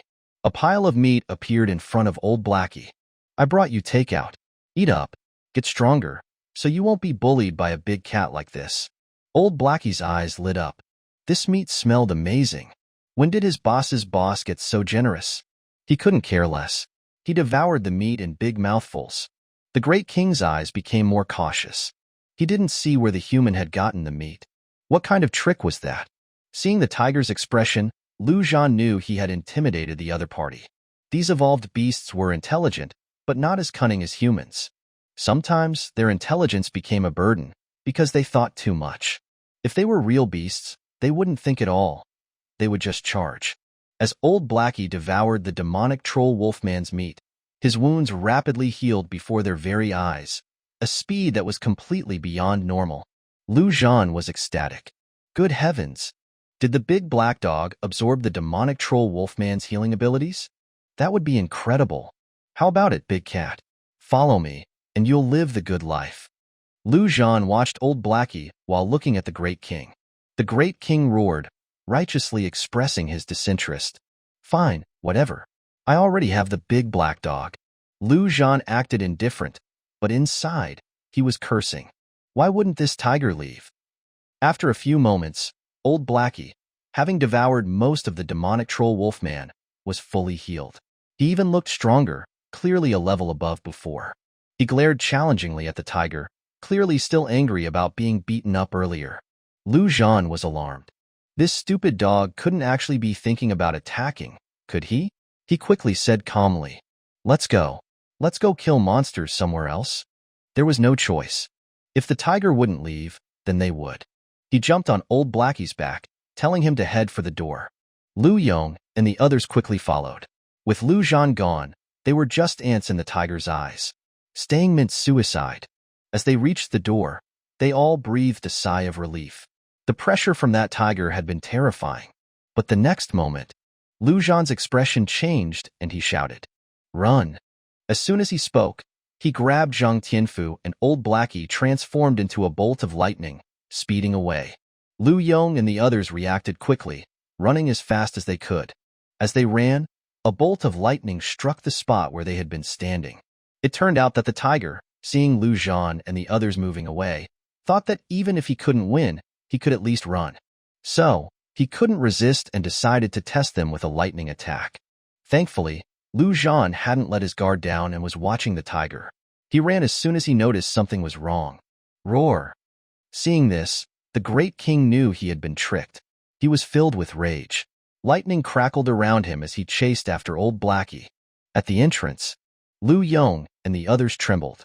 They hadn't been struck, but the air around them seemed to crackle with electricity, making them feel numb. Luckily, as the tiger left, the air calmed down. Mr. Lu T terrifying. A student, watching the two streaks of lightning disappear, shivered.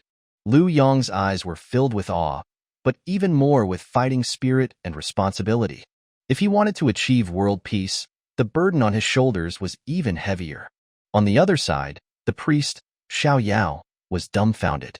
Her boss had been taken away. What was she going to do now? Come with us. We need a priest. Liu Yong, noticing the little sister's confusion, said seriously. At that moment, the priest, Xiao Yao, felt like this man was radiating light. Holy light. Woof, woof, woof, woof. Damn it. This big cat is chasing me. What should I do? What should I do? Old Blackie, like a big black dog treading on lightning, leaped away. The tiger was too fast. He was about to catch up. Don't panic, Lu Zhan said with difficulty. They were moving so fast that the wind felt like knives. It was even hard to speak. He put Zhang Tianfu on the dog's back. He was a defense-type class. The wind shouldn't kill him. Besides, General Tianfu was not so easily killed. Zhang Tianfu wasn't so easily killed, but he was terrified. He laid down on his stomach, hugging the dog's back tightly.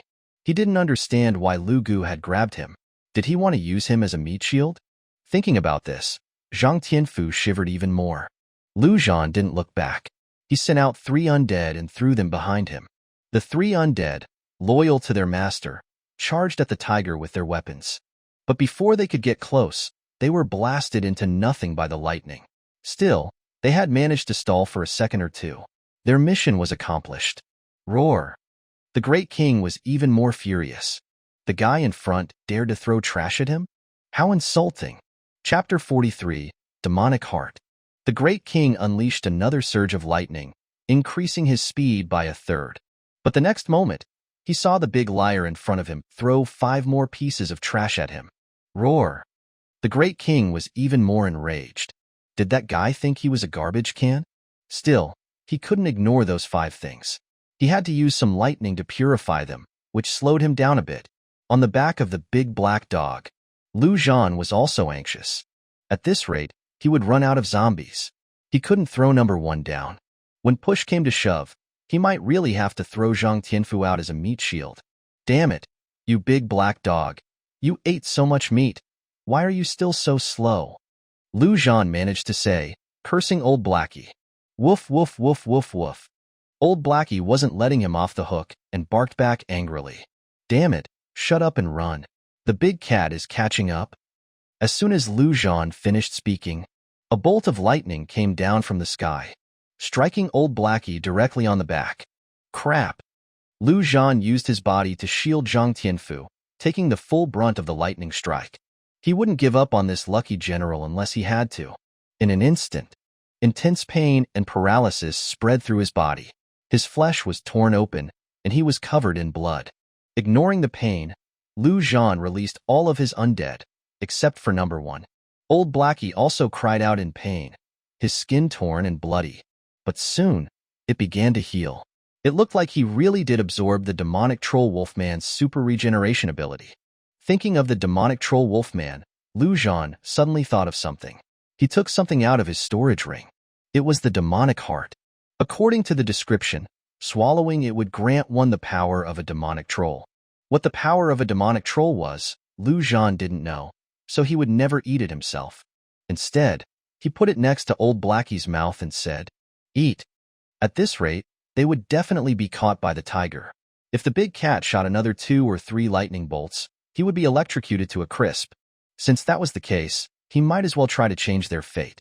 Based on the demonic troll wolfman's performance, the power of a demonic troll was likely to increase speed. Woof woof, what is this? Smells pretty good. Old Blackie sniffed it and ate the demonic heart without hesitation. In this situation, he didn't think Lu Zhan would try to harm him. At the same time, Lu Zhan suddenly let out a wolf's roar. It was the Wolfman Necklace's skill, the howl of the Wolfman. With the buff applied, their fate would be decided in this one wave. Behind them, the Great King had taken care of the undead. His tiger eyes lit up and a terrifying bolt of lightning formed directly above the big black dog's head, about to strike down. This was his signature move. But just as the lightning was about to hit, the big black dog's speed suddenly increased by more than double. He disappeared from the spot, and the lightning inevitably missed. The king character on the Great King's forehead frowned.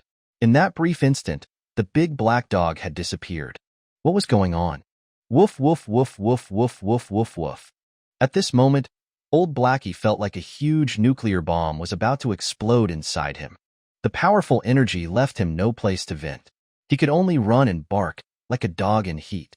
Damn, what the hell is this? Zhan also cursed inwardly. He didn't expect this thing to be so powerful. He could only hold onto old Blackie's back tightly, while also holding down Zhang Tianfu so he wouldn't fall off. With this wild sprint, the tiger had been shaken off, but if they continued like this, Zhan wouldn't be able to hold on. Most importantly, at this speed, even forcibly jumping out of the car was impossible. Zhan could only hope that this medicine wouldn't last too long. He didn't know how long had passed. Old Blackie jumped 3 meters high, leapt out of the city, and sprinted down the highway. This continued for nearly 10 minutes before old Blackie finally calmed down and collapsed on the highway. Zhan and Zhang Tianfu rolled off his back. They were almost covered in blood, their bodies covered with wounds cut by the wind. Zhan no longer had the buffs from the undead. His physical strength had dropped to rock bottom, and he was half dead. After a while, Zhan sat up with great effort, took out 2 bottles of intermediate life potions from his space ring, and drank one of them. For his current injuries, low-level potions were no longer enough. Fortunately, he had prepared a few intermediate potions. These things weren't cheap, 1,000 gold coins per bottle. Even the wealthy Zhan felt pain drinking them. Damn it, one day I'll skin your tiger hide, eat your tiger meat, and make medicine with your tiger penis. Zhan cursed, venting his anger. At the same time, he poured a bottle of intermediate life potions into Zhang Tianfu's mouth. Under the effects of this magical potion, the bleeding stopped and the wounds slowly healed. They had finally cheated death. However, 1 bottle of intermediate life potions wasn't enough to fully heal them. The potions also had a cooldown, so they couldn't drink another for a while. All that was left was to bear with the pain. Lu Gu, if you want to kill me, just say so. Zhang Tianfu lay on the ground, wanting to cry. What was this all about? Why did Lu Gu grab him of all people? Little Zhang, this is my test for you. Zhan said meaningfully. Congratulations, you have successfully passed my test. You are now my number 1 little brother. He couldn't say that he was using him for his luck. Number 1 little brother? Zhang Tianfu didn't know if he should be honored or unfortunate. But since things had come to this, he had no choice. At least Zhan was really strong for a human. He had been planning on clinging to this thigh all along. It was just that the process was a little rough and violent. Then Lu Gu, what should we do next? Even though Zhang Tianfu was older, bigger, and had a much larger presence than Zhan, it seemed natural for him to call him Lu Gu. Next, Zhan stood up, feeling sticky and uncomfortable all over. Of course, we have to find a place to wash. But where could they find one? The highway was desolate, with no humans or monsters. Without a map, he had no idea where they were. After thinking about it, Zhan walked over to old Blackie. Dead dog, are you dead? Can you get up? Whoa, what did you feed me? Old Blackie was slumped on the ground, moaning weakly. Woo-woo. Oh. Zhan thought for a long time before he finally understood what the big black dog was saying. The terrifying energy from before had completely destroyed his body. Now, it was difficult for him to even move. But strangely, another strange energy was constantly nourishing and rebuilding his body. In short, old Blackie's body was like a house, and the demonic heart was like a rude renovation worker, directly breaking into the house and violently destroying all the decorations, leaving only a bare house.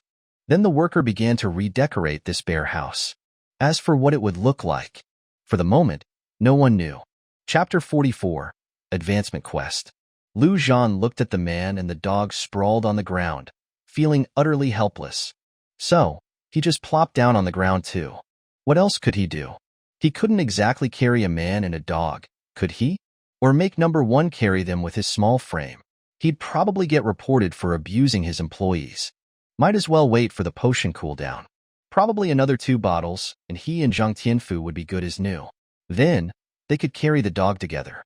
This was a good opportunity to rest. Number 1, come out. After sitting down, Lu Zhan summoned number 1 to scout for monsters nearby. He needed to replenish his undead army. Then, Lu Zhan took out his dungeon clear treasure chest and opened it. In an instant, the chest vanished, and a gray-black shard appeared in his hand. Shard of Deathwing. Collect 10 shards to synthesize the wing, Deathwing. Seeing this, Lu Zhan didn't know whether to be happy or sad. Wings, even the most common ones with just a flight attribute, were every player's dream. After all, who didn't want to fly? Moreover, Deathwing sounded like it was designed for a necromancer. But no, it had to be a shard. And 10 shards at that. This was a headache. Where was he supposed to find the other 9? Relying on opening treasure chests and getting lucky? That would take forever. Sighing, Lu Zhan accepted his fate and tossed the shard into his storage ring. Then, he opened his attribute panel. Besides his stats, there was a new quest. Necromancer Class Advancement Quest. Kill 50 elite monsters, 0 out of 50. Kill 10 valiant monsters, 0 out of 10.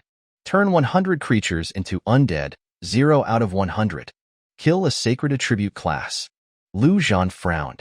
He had heard that hidden class advancement quests were much harder than ordinary ones.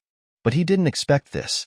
He remembered that in his past life, the spiritual swordsman class only needed to kill 1 valiant monster and 10 elite monsters to advance. This necromancer quest was several times harder. The monsters were fine. It would just take time. But the sacred attribute class? That was difficult. The only classes Lu Zhan could think of were Paladin and Holy Light Mage. Without exception, those were hidden classes. Not only were they strong, but it was hard to find them. Still, this advancement quest would make the Necromancer class even stronger after advancement. He'd have to take it one step at a time. And there was the matter of the materials for the red tier equipment, Blood Requiem. He still had no leads on that. Lu Zhan didn't know what to do next. He was too weak in his past life, and he hadn't been able to get much information. Even with dungeons, he only knew the locations of the famous permanent dungeons. He knew nothing about the rest. His advantage as a reborn was almost non-existent. Just then, he heard snoring nearby. Lu Zhan was amused. Zhang Tianfu had a big heart. He had fallen asleep while lying there. He was worthy of being called General Tianfu. Anyone else with such a big heart would have been dead long ago. Hopefully, he could get some luck from him. Thinking this, Lu Zhan woke him up and said, "Here, take this." Startled awake, Zhang Tianfu saw that it was the skill book he had gotten from opening the treasure chest. He was grateful. Thank you, Lu Gu." Seeing the skill book disappear from the other's hands, Lu Zhan knew that he had learned it. He asked, "How is it? What does it do?" He had only seen the basic information for the skill earlier. He needed to learn the skill to know the specifics. Zhang Tianfu frowned, saying uncertainly, "For every teammate, I get 1 point of constitution. The range is within 10 meters of me. It costs 10 points of mana per minute." Lu Gu, just 1 point? That doesn't seem like much. He had already activated the skill, adding Lu Zhan as a teammate. His stats had gone up by 2 points, which didn't seem very useful. "See if you can add that dog as a teammate." Lu Zhan pointed to old Blackie lying to the side. "A dog? Can I do that?" Zhang Tianfu asked, puzzled. Then, the originally lethargic old Blackie turned and glared at him. What did he mean? What was wrong with dogs? "D-Dog Lord, I was wrong." Zhang Tianfu apologized quickly. He had seen how fierce this dog was. One lightning bolt, and he would be fried to ashes. He didn't dare to be slow. He tried to bring the dog into his teammate range. He didn't expect it to work. His constitution increased again. Lu Zhan saw his constitution change and called number 1 back. "Try with him." After a while, Lu Zhan saw that his constitution had increased by 1 point. So, undead could be included in the teammate range. That was great. 1 point per teammate. There was no limit to the number of teammates. If he just filled the range with 100 undead, that would be 100 points of constitution. This was just a level 1 skill. It could be upgraded later. In the future, this skill would have thousands of undead adding thousands of points to his constitution. He would have an undying army that couldn't be touched. He really was lucky. Lu Zhan was overjoyed and was about to praise him when he suddenly heard the roar of a car in the distance. He tensed. "Lu Gu, a car is coming." Zhang Tianfu was happy. With a car, they didn't have to lie on the road. What if they didn't want to take them? In this era, strength was the greatest. With Lu Gu around, they wouldn't have to worry about strength. Lu Zhan stood up and looked into the distance. A SUV was approaching quickly. Behind it, a Gale magic wolf was chasing with a few wolf pups. They were moving as fast as the SUV. If the SUV slowed down a little, it would be caught. The people in the car seemed to have seen Lu Zhan and the others blocking the road. They honked the horn frantically to warn them. "Dad, there are people in front. Stop, stop." A beautiful young woman in the passenger seat was pale and grabbed the arm of the man driving. But the man driving didn't step on the brakes. His eyes were firm, and veins popped out on his arm as he gripped the steering wheel tightly, muttering, "Can't stop. Littling, listen to Dad. If we stop, we're dead. If we stop for a second, those monsters will catch up to us. Then we're all dead. They were going to die anyway. It's their fault for not moving. It's not our fault. It's okay, Littling. Don't be afraid. Don't worry, Littling. Dad won't let anything happen to you." The man had been an honest man his entire life. He had never hurt anyone. But at this moment, for his daughter, killing a few people was nothing. Anyway, it was the apocalypse. Chapter 45, Bloodblade Ancestor. Seeing the approaching SUV, Lu Zhan didn't panic. The next second, Number 1 leaped forward and jumped in front of the car. He stretched out his thin hands and pushed forward. There was a loud bang. Number 1's hands blocked the front of the SUV. Screech. In a series of deafening sounds, the SUV skidded. Number 1 had stopped it with his bare hands. This scene was only seen on TV before. In the SUV, the middle-aged man stared blankly for a moment. The scene before him was beyond his comprehension, but soon he reacted and grabbed the knife on the back seat. No matter what, he had to protect his daughter. Lu Zhan thought, and Number 1 left, heading toward the monsters in the back. He smiled and said to the people in the driver's seat, "Mind if we catch a ride?" Although this guy had tried to run him over, Lu Zhan was a reasonable person. If he was in that situation, he wouldn't step on the brakes either. He would step on the gas. This showed that the other party understood the rules of the apocalypse. The man opened the car door, angrily walking down with the knife in his hand. "Damn it, didn't you see the monsters chasing us?" "You mean those wolves?" Lu Zhan pointed behind the car. Over there, Number 1 had killed all the wolf pups, and the Gale magic wolf was almost dead too. The man didn't understand. He turned around and saw the Gale magic wolf being killed with one strike. He froze. "Dad, the wolves are dead. The goblin is so strong." The man's daughter, Little Ing, got out of the car, stunned. Then, she seemed to realize something and jumped up, pointing at Lu Zhan. I know. You're a beast tamer. That goblin is your spirit beast, right? You're amazing." Lu Zhan was speechless. This girl had the face of an angel, but she was simple-minded, and her imagination was rich. Since the other party had already created a persona for him, he might as well play along. "I didn't expect you to see through me so quickly." Lu Zhan smiled and said, "Where are you going? Do you mind taking us with you?" The middle-aged man was wary. He frowned. The apocalypse had completely destroyed order. There were many people who wanted to take advantage of his daughter. Luckily, his class was strong enough to protect her. But this man was much stronger than he imagined. If he had ulterior motives, he didn't want to think about it. Just then, his daughter said in surprise, "Dad, there's hope. Our village is saved." She grabbed Lu Zhan's arm and pleaded, "You're so strong. Please save our village. Our village was attacked by monsters. My dad risked his life to take me out. But my grandma, my friends, and many relatives are still in the village. Please save them." Lu Zhan was speechless. This was a stereotypical saint-type character. Lu Yong was a saint, but he had the strength and qualifications to be one. This girl was pretty, simple-minded, and weak. With a saint personality, she would be a drama heroine. But in reality, if it weren't for the middle-aged man, she would have been dead long ago. People could be saints, but it was none of Lu Zhan's business. Lu Zhan smiled, revealing a kind smile, and said, "Don't worry, we are all humans. I won't let those monsters harm our people. Let's go. We'll go to your village." He was wondering where to find monsters to kill, and he needed to wash up and rest. He might as well be a savior for once. Hearing this, the girl smiled. "Dad, quick. Let's go back. With him, we can save the village. The middle-aged man frowned. In his heart, his daughter was more important than a village. But Lu Zhan had already said this, and he couldn't refuse. In the end, he nodded and headed to the driver's seat.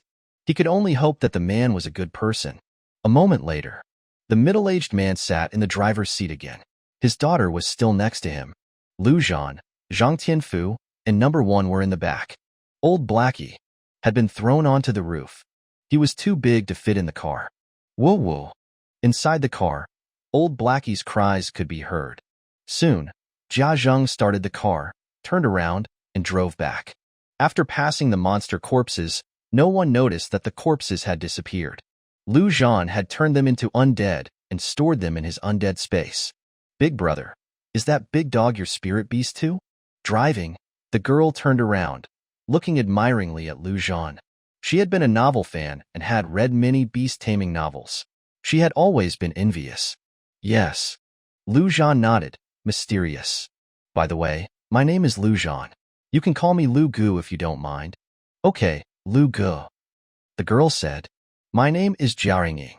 My father is Jia Zheng. Jia Zheng sighed inwardly. This silly daughter had sold herself out after only knowing him for a few minutes. It was his fault for spoiling her too much. He only had one daughter. Who else would he spoil? In peaceful times, that was fine. But this was the apocalypse. Innocence was a fatal poison. But so what? As long as he was still around, he would never let anyone hurt his daughter. Jia Zheng? Lu Zhan was still smiling, but his heart was pounding. He looked at the bloody knife next to the other's feet. Good heavens! It really was him. In the future, there were human emperors, heavenly kings, god generals, and other strong people. In general, those were positive figures, and the people respected them. But people were complex. Some would become heroes. Some would become even more terrible demons than monsters. Jia Zheng was one of the most famous of these demons. The name alone was enough to strike fear in people. This demon had a title. The title came from a martial arts novel. He was a terrible villain, but it suited Jia Zheng. Blood Blade Ancestor. Chapter 46. Kill them all. Lu Zhan didn't know much about this demonic figure. He didn't even know his class. But one thing was universally known. Before that, Jia Zheng was unknown. After that, he became the infamous Blood Blade Ancestor. Jia Zheng had slaughtered an entire city. He had killed all the humans in a city. It was said that at the time, the city had been occupied by humans and was a sanctuary. Tens of thousands of people had been slaughtered by Jia Zheng. As for the reason, no one knew. Lu Zhan didn't expect to meet this terrifying figure here. He was a super demon who wouldn't be inferior to the human emperor. Should he take advantage of him being weak and kill him to help people? He would save tens of thousands of humans. He could call himself a savior. But the next moment, he gave up on the idea. It didn't matter if he was the Blood Blade Ancestor or the Black Sword Ancestor. As long as he didn't bother him, it wasn't his business. Looking at Jia Ying, Lu Zhan suddenly had an idea. Did Jia Zheng's slaughter have something to do with this saint of a daughter? That was very likely. Lu Zhan pulled his thoughts back and asked with a smile. Ying, what is your class? Ahem. Jia Zheng coughed a few times, reminding his daughter not to give everything away. But Jia Ying was looking at Lu Zhan with admiration. She couldn't understand her father's meaning. She couldn't wait to say, Lu Gu, my class is musician. The system said it's a hidden class. I'm amazing, right? She picked up a violin and continued excitedly. Look, this is my starting weapon. But I only have one skill, and it's a healing skill. I don't have any fighting power. My dad is amazing. He is a Blood Blade warrior. It's a hidden class. He's very powerful. If the wolves didn't have an elite monster, my dad would have killed them all. Jia Ying chattered about her father's heroic deeds since the apocalypse. Lu Zhan was impressed. A musician and a Blood Blade warrior. This father and daughter were both hidden classes. They were blessed by the heavens. Jia Zheng had given up. He couldn't help it. She was his daughter. Who else would he blame for selling him out? The car drove for more than 10 minutes. In the distance, they heard screams. Jia Ying stopped talking and said anxiously, Lu Gu, in front. That's our village. I hope not too many people died. Dad, go faster. Little brother, Hold on tight. Zhan gripped the steering wheel and stepped on the gas. Old Blackie grabbed the car, preventing himself from falling. Finally, he had some strength. "After drink this." Zhan took out a bottle of intermediate life potions and gave it to Zhang Tianfu. At the same time, he drank one himself. The potion's cooldown had finally ended. After drinking the life potions, their injuries were almost healed. They could see a small village in front of them. It had completely fallen. A large group of magic wolves charged into the village, hunting. Jia Yingying cried, wanting to rush out. The next second, a figure jumped out of the car and shot forward. Jia Zhang was shocked. That speed was too fast. He hadn't seen the goblin kill the wolves, but he thought it was strong. It was even stronger than he thought. Beast tamer? This strong? I'll have my spirit beast kill the monsters. This way, we can save more people. Zhan said with a compassionate expression. You're a good person. Jia Yingying admired him. A moment later, Jia Zhang slammed on the brakes. The SUV stopped outside the village.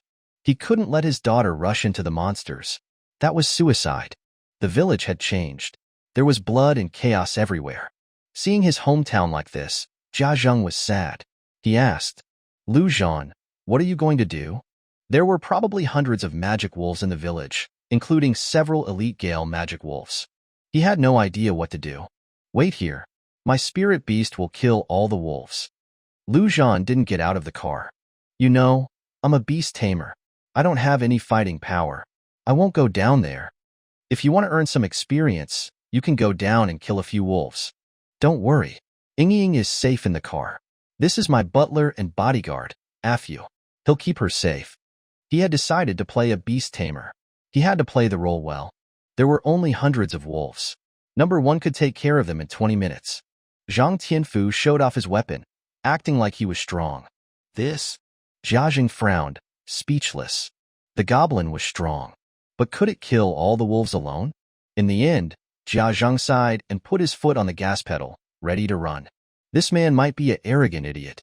Go down and kill wolves? He wouldn't leave his daughter with 2 strangers. Jia Yingying looked worried. She wanted to say something, but she didn't know what. Zhan ignored them and took out his phone. He opened the forum, looking for news of dungeons. Almost everything was SOS. He closed the forum. Then, he opened the exchange app. He entered Blood Requiem's material and was surprised. 300 grams of Titanstone Oregon, 300 gold coins. It was a steal. The seller didn't know the value of it. Without hesitation, Zhan bought it. He didn't have the other materials. He couldn't rush it. It was red tier equipment. He didn't expect to make it in a short time. Then, Zhan entered Upgrade Stone as usual. If the price wasn't too outrageous, he would buy it. He bought 15 upgrade stones. He used the stones to upgrade his undead ring. This time, he wasn't lucky. He only succeeded twice.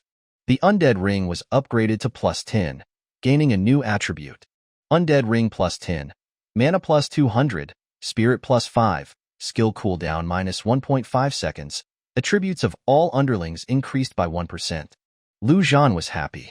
He was walking down the path of strengthening his undead. 1% was low, but it would increase as the undead ring was upgraded. He had 10 upgrade stones. He continued to upgrade it. Ding! Upgrade undead ring? Requires 3 upgrade stones and 1,000 gold coins. Upgrade? 3 stones, 1,000 gold coins. If he failed, it would be painful. Upgrade. Congratulations, you have succeeded. Zhan looked at the attributes. The undead attribute increase had become 1.5%. Continue. Ding! Upgrade undead ring? Requires 3 upgrade stones and 1,000 gold coins. Upgrade. Ding! Insufficient gold coins. Damn it! Zhan cursed, startling the 3 in the car. Gu, what happened? Jia Yingying asked with concern. Nothing. Zhan took a deep breath and said with a smile. He looked at his gold coins. Only 583 were left. He had been spending too much money. He had run out quickly. After thinking, Zhan opened the exchange app again. He clicked sell. He saw all the items that he could sell. Zhan clicked on the skill book, gorgeous revolver. He priced it at 10,000 gold coins. Gunners were strong early on. It was worth a high price. Dad, what's going on? Jia Yingying shuddered, scared. Jia Zheng frowned. The village had suddenly become quiet. It was eerily quiet. He had a thought and widened his eyes. Then, they saw a small figure walking out of the village. He carried an axe, and he was covered in blood.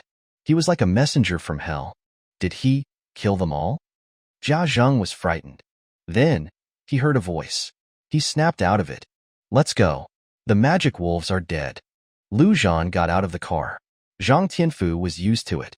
Old Blackie jumped off the roof and stood on the ground. Woof woof. This lord can finally walk. Can I ride you? Lu Zhan asked the black dog. Old Blackie collapsed again. Woof woof. Can't ride. Can't ride. Lu Gu, you're amazing. Zhang Ying got out of the car. She was a fangirl. Jia Zheng felt complicated. He couldn't see through Lu Zhan. His mind, his power. With his experience, he could see that Lu Zhan didn't come here to save people. What was his real purpose? In the apocalypse, everyone wanted to cling to a powerful leg. Sometimes, that leg might be a thorn. Chapter 47. The Village Chief's Daughter. Walking into the village, Jia Zheng and his daughter were shocked again. Everywhere they looked were the corpses of magic wolves, and it looked like they had all been killed with a single axe blow. It was terrifying.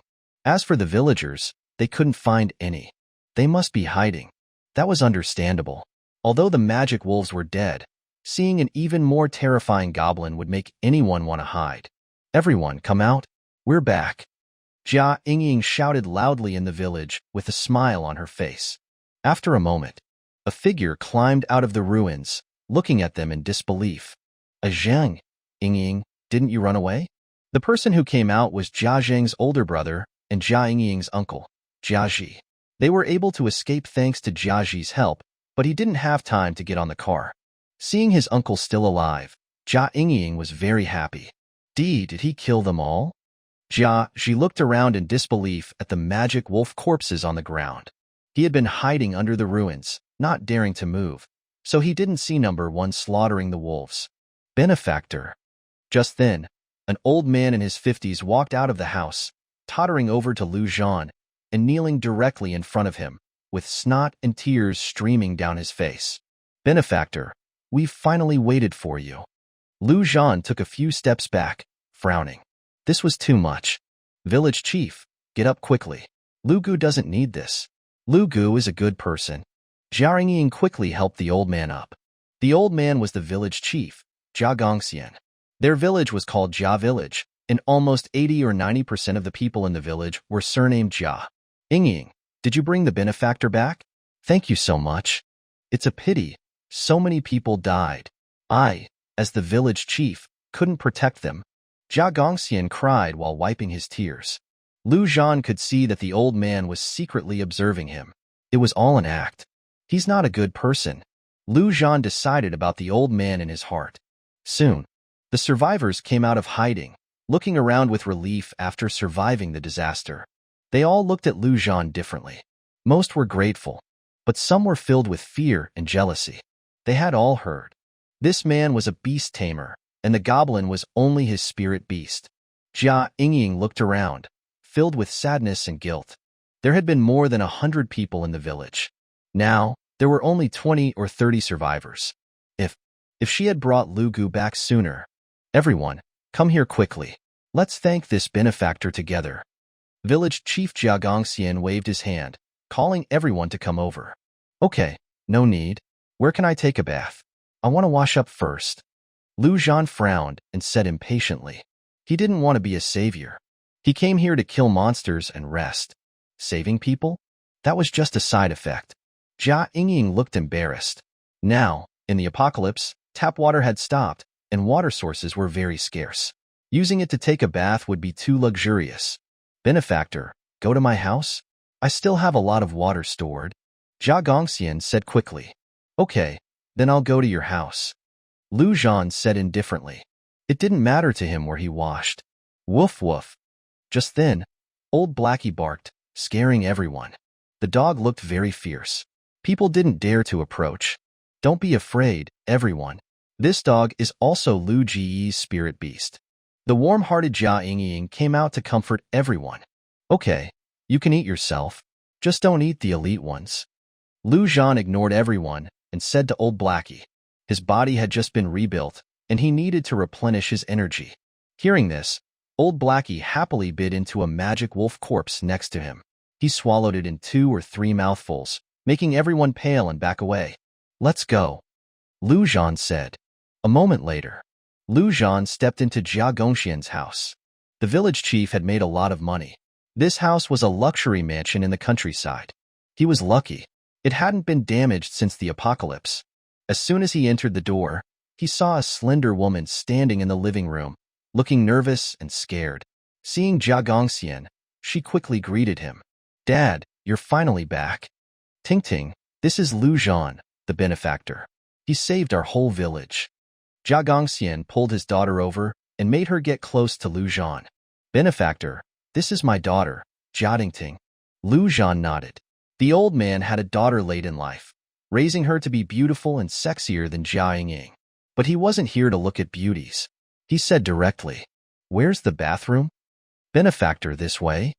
Jia Gongxian led Lu Zhan to the second floor and into a room, secretly winking at his daughter. Lu Zhan stood at the door, frowning slightly. The style of the room was that of a girl's.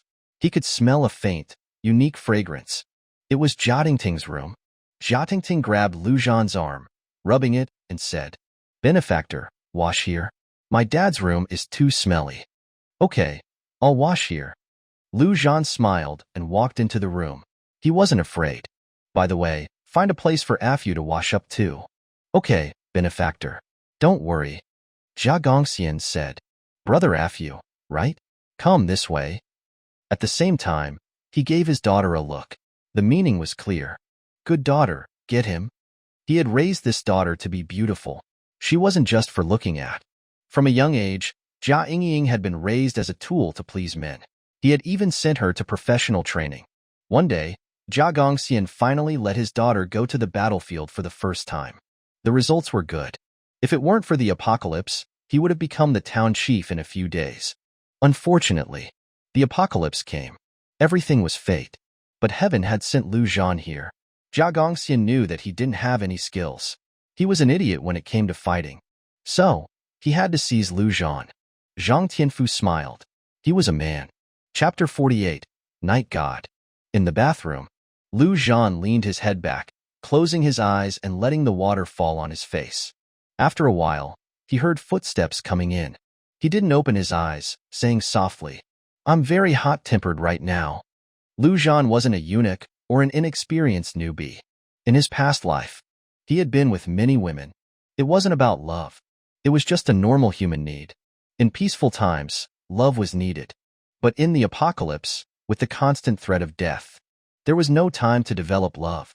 It was all quid pro quo.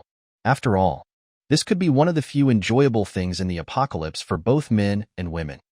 Outside the village chief's house, Jia Gongxian looked smug, looking at Jia Ying and saying, "You can go back. Lu Benefactor is still bathing, and he has decided to sleep at my house tonight." "Village chief, it's been an hour. Isn't he done washing?" Jia Ying said suspiciously. "Let us go in and see Lu go. We want to thank him." "Hee Ying, I'll be honest with you," Jia Gongxian said smugly. "Lu Benefactor has taken a fancy to my Ting. He asked to leave Ting to wash with him. They must be having fun right now. You don't want to interrupt them." These words were clear. Jia Ying was a pure girl, but she could understand. She was stunned, not knowing how to respond. She was at the beginning of love. At a time of life and death, Lu Zhan had appeared before her like a hero. Then, he helped her save the villagers. It was impossible not to be moved. Now, hearing this, she felt like she had been struck by lightning.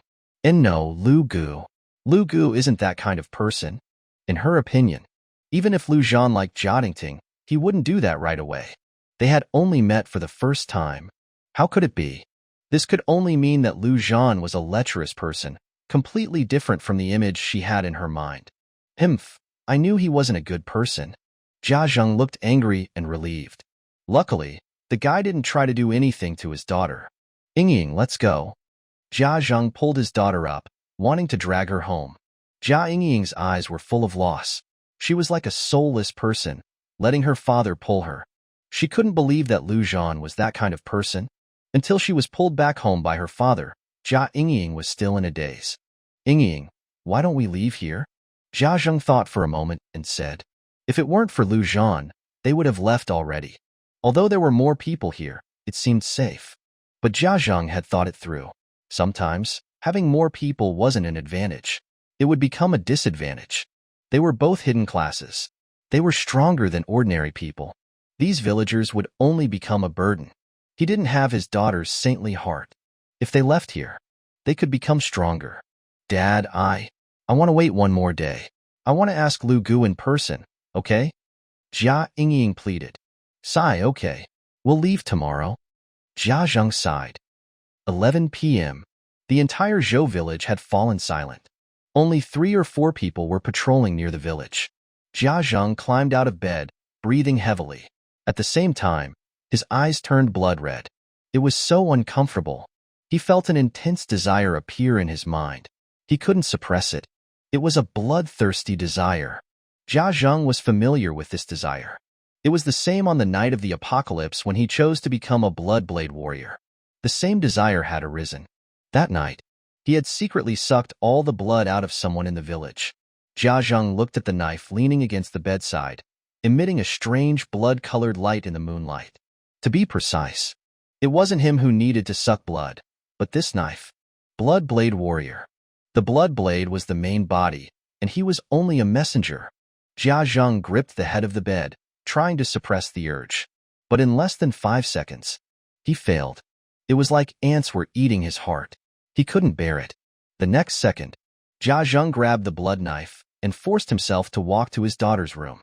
He used the tip of the knife to draw a blood-colored magic circle. Soon, the magic circle activated, and a blood mist enveloped the entire room. This was his skill. Blood Guard Array. Anyone who broke into it would be attacked by the blood array. This attack wouldn't be anything to a strong person like Lu Zhan, but it was more than enough to deal with the people in the village. After doing all this, Jia Zheng disappeared.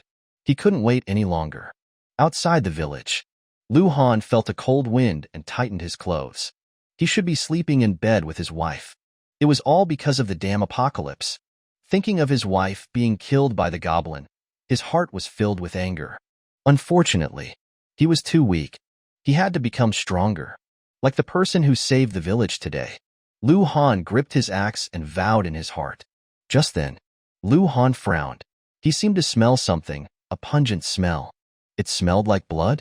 He was shocked. He was about to raise the alarm when everything turned black. Jia Zheng carried the person and quickly left the village. He still had some reason and kindness. He didn't want to kill his friends and neighbors near the village. Even if no one found out, he would still feel guilty. If he went away from the village, after sucking the blood, he would come back and pretend nothing had happened. Not long after Jia Zheng left, several figures appeared not far from the village. Long, there's a small village. What do we do? This was a team of 7, wearing the same black clothes. The only difference was the animal printed on their clothes. The person who asked the question had a rat on his clothes. The 7 weren't tall. The tallest was only 1.7 meters. Yet they gave off an extremely dangerous aura. In one word, killing intent. These were 7 people filled with killing intent. Clean it. The person called Long answered. He was wearing a dragon on his black clothes. He was also the leader of this team of 7. No problem, boss. The other 6 responded, disappearing into the night. Only Long. He stood still, quietly watching the village. He didn't need to attack a group of ordinary villagers. They weren't a team formed after the apocalypse. They had been teammates before the apocalypse. Their names were unknown to ordinary people. But in the mercenary world, they were feared by everyone. Night God. Chapter 49. Slaughter. International Mercenaries. A group with no nationality, no sense of good or evil, existing solely for profit. Night God was one of the best among them, ranked in the top 10 of international mercenary groups. 9 of the top 10 were large organizations with hundreds of members. Only the 5th-ranked group, from their debut, had always consisted of 7 members. In their 5 years of existence, no one had quit, no one had died, and no one had joined. That was Night God. Night God hadn't completed many missions, only 15, but each mission was of S-class difficulty, and their completion rate was a perfect 100%. Furthermore, Night God had a peculiar and highly unusual quirk. They only operated at night. No matter how tightly guarded the target or how sophisticated the surveillance, their shadows were impossible to capture. They were the gods of the night. No one could have imagined that the dreaded Night God would appear near this small village. The reason was that all 7 members of Night God were, in fact, Z-country nationals. When the apocalypse erupted, their already formidable strength gave them a significant advantage over ordinary people, especially Night God, who adapted to the rhythm of the apocalypse in an extremely short time and began slaughtering demonic creatures. Now, all 7 were within the top 100 of the level ranking. Of course, they had concealed their real names. And, as before the apocalypse, Night God still preferred to rest during the day and go out at night. It was their hunting hour, but they hadn't expected to stumble upon a small village. In that case, they couldn't let it pass. Killing might not give them experience, but it could yield gold coins, and perhaps even some unexpected gains, like dropped equipment. Night Dragon stood in the darkness. The darkness couldn't obstruct his vision at all. Everything in the village ahead was clear to him. His brothers were entering the houses one by one, then emerging and moving on to the next. They were extremely fast. Those people probably died in their sleep, without uttering a single sound. Suddenly, he saw a burst of blood-colored light erupt from a house ahead. The power was considerable. Night Dragon's figure vanished from where he stood, heading towards that house. Although he was considered the leader of Night God, the 7 of them had been together since they were very young, sharing life and death. They were closer than blood brothers. He wouldn't watch one of his brothers face any danger. Snake, what happened? Soon, Night Dragon appeared beside the house and asked, "Dragon, what are you doing here?" Night Snake said, "Interesting. It must be an automatic defense skill. Entering triggers this blood mist attack. I can handle this little thing." With that, Night Snake pulled out a dagger and stabbed it directly into the blood mist. The next moment, a surge of green energy emanated from the dagger, corroding the surrounding blood mist. In less than half a minute, the entire blood array was completely eroded by the green. "Done," Night Snake said smugly, pulling out the dagger. The blood array instantly collapsed silently. His profession was a poison master. His skills could corrode anything, including energy. Then, Night Snake walked into the room. He saw the little girl lying in bed, and the dagger in his hand emitted an extremely cold light. Night Dragon no longer paid attention. Since Snake could easily solve it, it meant that the person who set up the blood array wasn't that strong. At least, not compared to them. However, he didn't know that at the moment Night Snake broke the blood array, a person in a room not far away suddenly opened his eyes. Zhan was lying naked on the soft bed. Beside him was Jia, equally naked. This woman had been thoroughly exhausted by him. No way around it. After his physique was strengthened, little Zhan was too strong. Beside the bed, Old Black, the dog, was lying motionless on the ground. As for number 1, the goblin, stood silently at the side. Zhan already had 22 demonic wolf undead in his undead space. However, most of them were transformed from ordinary demonic wolves, so their strength was, to put it mildly, weak. Zhan looked out the window. Everything was silent. But just now, a dangerous aura had awakened him from his sleep. This feeling was unmistakable. Danger had arrived. Taking a deep breath, he could even smell a faint scent of blood in the air. A thought flashed through Zhan's mind. Number 1 jumped out the window, onto the roof, and surveyed the surroundings. Zhan couldn't see number 1's perspective, but if a green goblin jumped onto the roof, and if there was real danger, number 1 would definitely act. Sure enough, the next second, Zhan heard several figures rapidly approaching the house. Their auras were very weak, but Zhan could still sense them. Good lord. Looks like there's more than one. A goblin.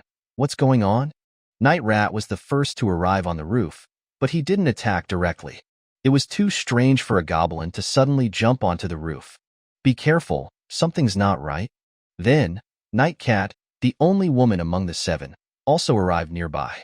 A moment later, all 7 members, including Night Dragon, were present. By this point, the others in the village had been dealt with, and the villa was at the back of the village. It seemed only the living were in this house. But as soon as they arrived, number 1 jumped off the roof and returned to the house. "Dragon, what should we do?" The other 6 all looked to Night Dragon, waiting for him to decide. Just then, the villa door suddenly opened. "What are you doing so late at night? Don't you want people to sleep?" Jia Gongxian grumbled as he walked out. Zhan, such a capable person, had become his son-in-law.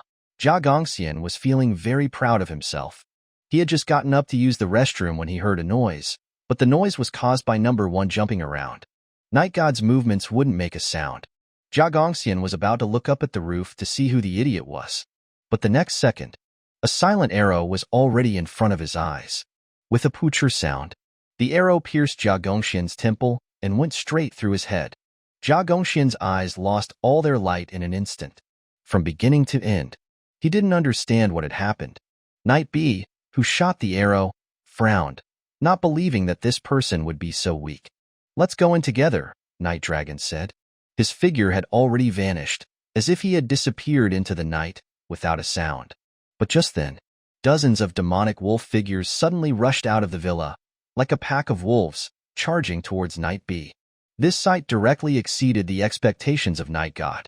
Who would have thought that so many demonic wolves would be hidden in this villa? But after all, they were battle-hardened experts, and they quickly reacted. Night B instantly released 3 arrows, hitting the bodies of 3 demonic wolves directly.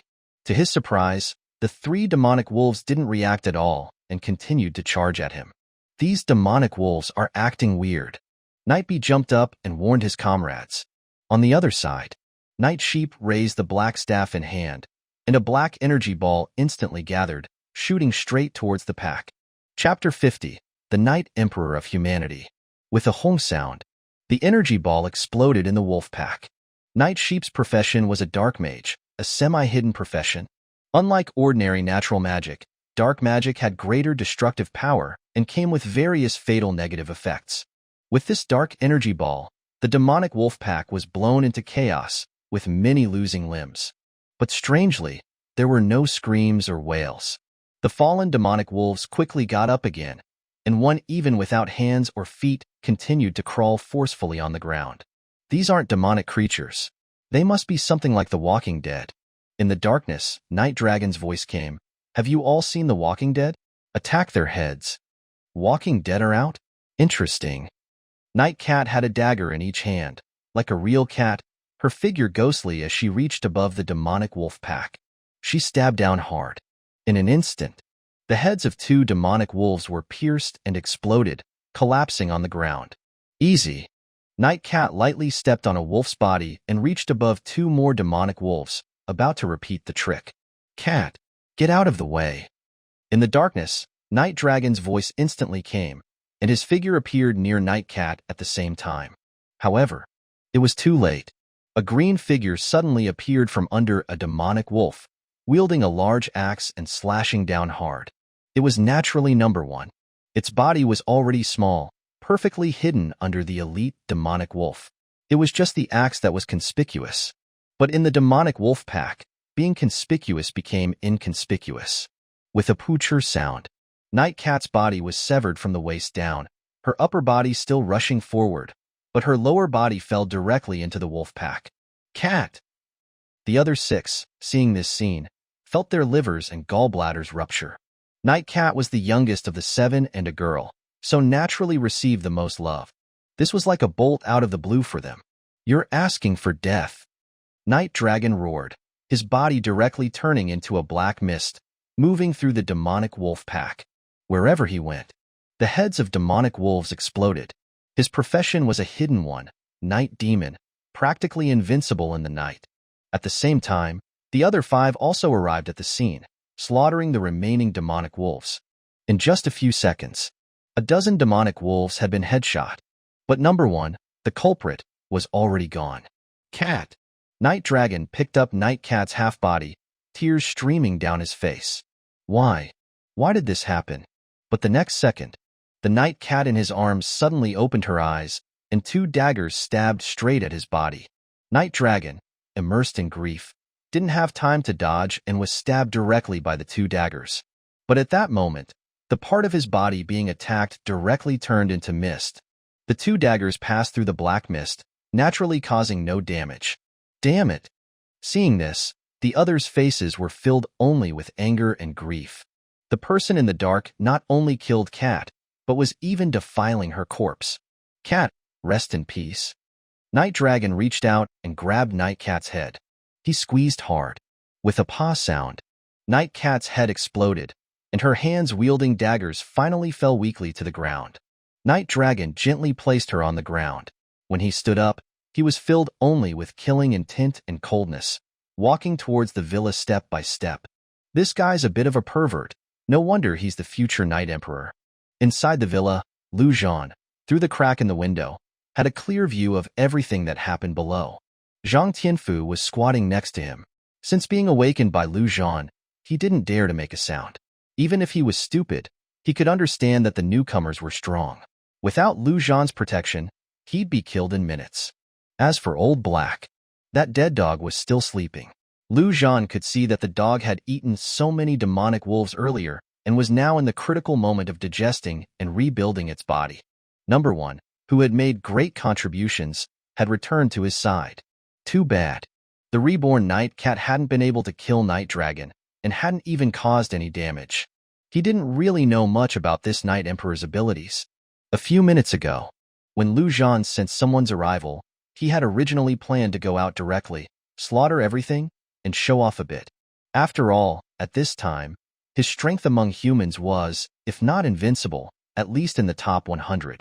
But a single word that the other party shouted had startled him and forced him to huddle in the room. Dragon.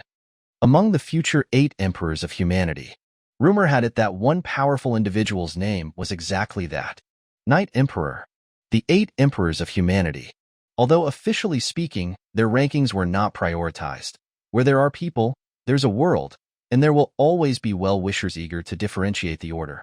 Among the various ranking versions, only the top 2 names would never change. That was the Saint Law Emperor and the Night Emperor. But in fact, there was no real argument as to which of the two was stronger. The Saint Law Emperor, as a forbidden curse mage, specializes in terrifying destruction and large-scale damage and is a truly worthy leader for humanity. And the Night Emperor, full of mystery and the unknown. Not many even know what his profession is.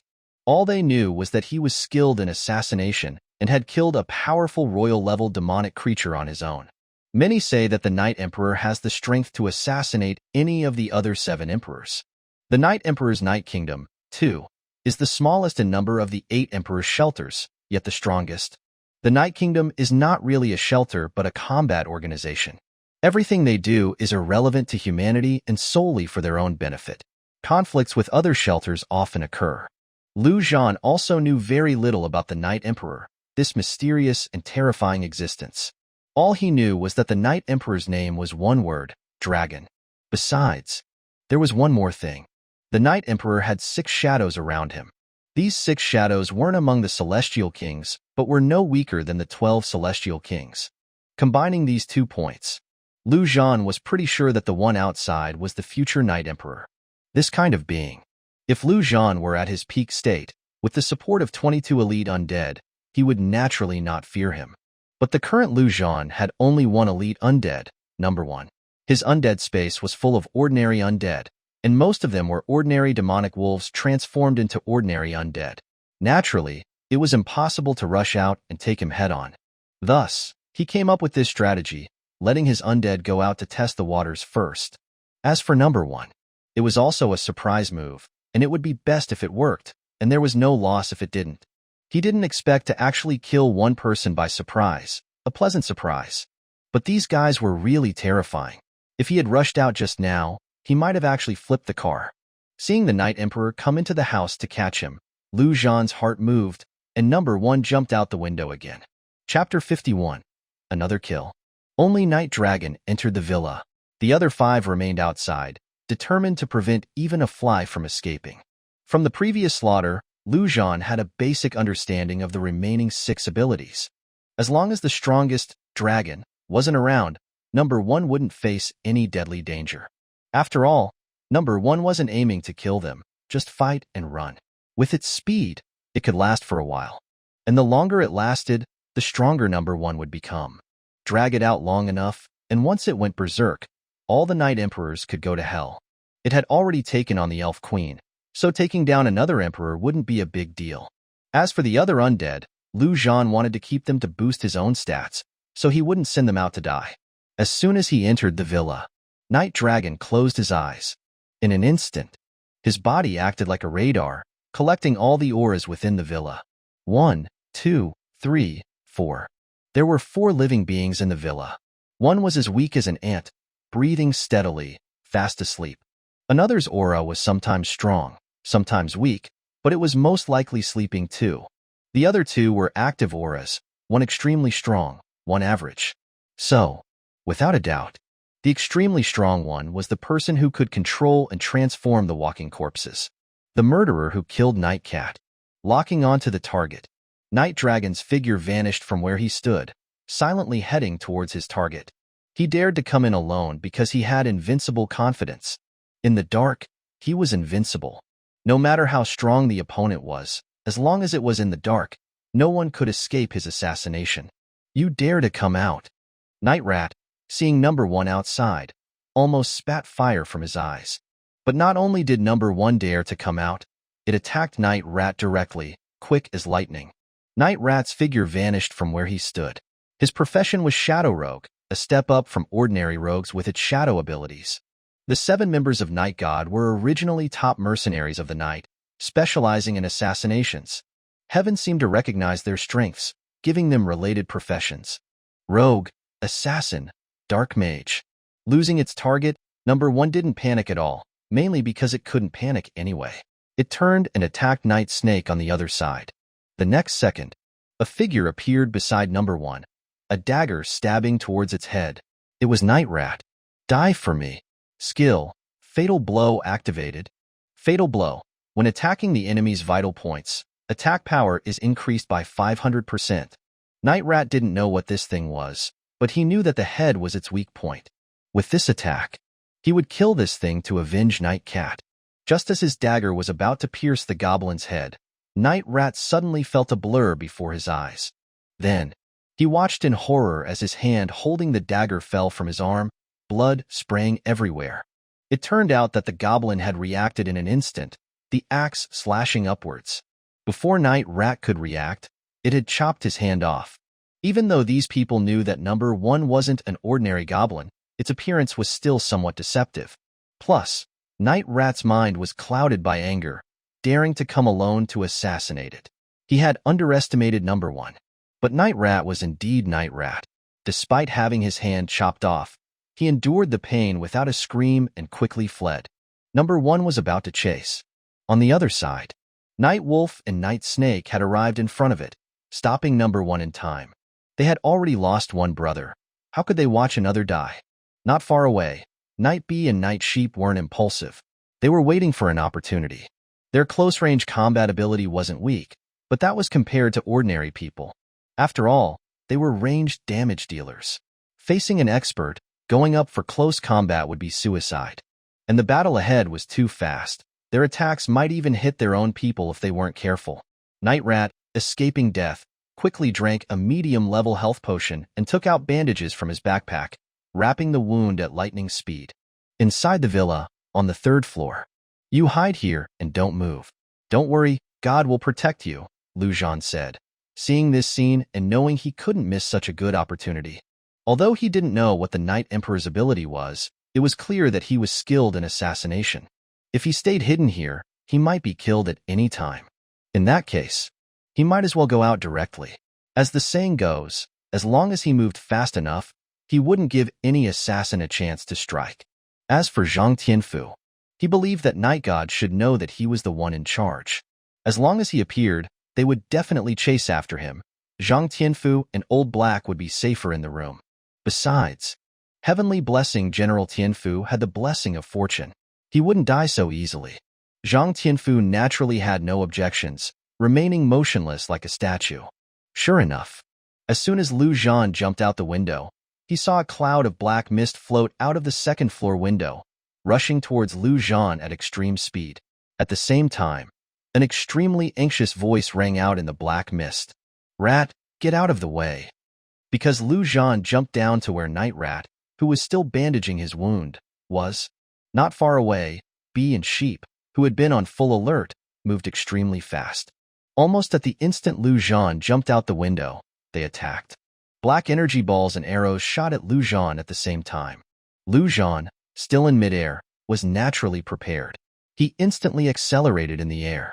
He dodged the black energy ball, but he didn't expect the arrow to have a tracking function. Zhan went all out. Since he couldn't dodge, then he wouldn't dodge. He'd kill one first. Although his physique wasn't over 100 yet, he had 9 elite demonic wolf undead in his space, plus number 1. And from the start of the battle, he had Zhang Tianfu activate strong support, adding a full 12 points of physique. Withstood an arrow wouldn't be a big deal. No matter how strong Night Rat's willpower was, he couldn't ignore the pain of a broken hand. So, both his reaction speed and movement were greatly reduced. By the time he heard Dragon's reminder and tried to escape, it was too late. A sword pierced his heart at extreme speed, then stirred. Night Rat's life vanished in an instant. At the same time, Zhan felt a pain in his back. The arrow had pierced in a full half of the arrowhead. Zhan ignored it, his eyes glowing green. The Night Rat who was about to fall was instantly transformed into an undead. Unfortunately, after becoming an undead, all of his professional bonuses disappeared. The Night Rat undead stats were even worse than a demonic wolf. Chapter 52. My name is Liu, Tang Sanzang. Hee, if I said I didn't mean to, could we shake hands and be good friends? Zhan said, standing behind the Night Rat undead, smiling. At the same time, he ripped the arrowhead out of his back. Luckily, it didn't bleed, just hurt a little. You must die. The next second, a cloud of black mist rushed to the ground and transformed into a human form. It was Night Dragon. You guys started killing without saying anything. I'm just acting in self-defense. Don't blame me. Zhan said calmly. If he guessed correctly, the people in this village had probably been slaughtered. It was a pity about Bloodblade old ancestor. If it weren't for him, Jia Zheng would probably have escaped from here with his daughter. But because of him, the future supervillain was assassinated by the future Night Emperor. Roughly speaking, he was eliminating harm for the people, saving a city. Although the Night Emperor and his group didn't manage to assassinate him, he could imagine that if Zhan hadn't been awakened, he wouldn't know how he died. You want to kill me? I kill you. This was the rule of the apocalypse. There was no such thing as excessive defense. How about this? I'll give this brother back to you, and we can all go our separate ways? Look at him. He can still jump. He can still walk. He's no different from the living. Alas, it's a pity that you squished that little sister's head. Otherwise, I could bring her back to life too. The whole family would be complete. How wonderful. As Zhan spoke, he even had the Night Rat undead move his hands and feet. But these words were like killing them twice over for the remaining 5 members of Night God. They wished they could chop Zhan into 1,000 pieces. Night Dragon, extremely enraged, suddenly calmed down, suppressing his killing intent, and said, "Okay, release your control over Rat, and everything can be negotiated." He had been in so much pain when he had to personally crush Night Cat's head. Night Rat was already dead. If possible, he wanted to at least keep his body intact. And Night Dragon believed that he had grasped the current situation. He didn't know what the other party's profession was, but one thing was certain, he could only control corpses. And there were no extra corpses for him to control, so his strength must be greatly reduced. In this situation, this guy couldn't make any waves. He'd take back Night Rat's body and then kill him without hesitation. There were still 5 people on his side. Killing the other party would be easy. Night Cat and Night Rat's deaths were caused by the other party's sneak attacks. If they fought head-on, he was confident that he could take the other party down. It was an invincible confidence. I don't believe a word you say. Zhan cursed inwardly. The reason he was hiding behind Night Rat was to use him as a shield. If these guys were really that fraternal, they would definitely have reservations. Of course, if the other party was cold-blooded, Night Rat could rush forward as a meat shield, making it easier for him to run. Despicable? That's right. In the apocalypse, being despicable was one of the most powerful survival weapons. Now it seemed. This Night Emperor was really a loyal and righteous man. This could be discussed. Right now, Zhan liked to talk more, to delay time. On the other side, Number 1 was engaged in a heated battle with Snake and Wolf, growing stronger and braver as the fight continued.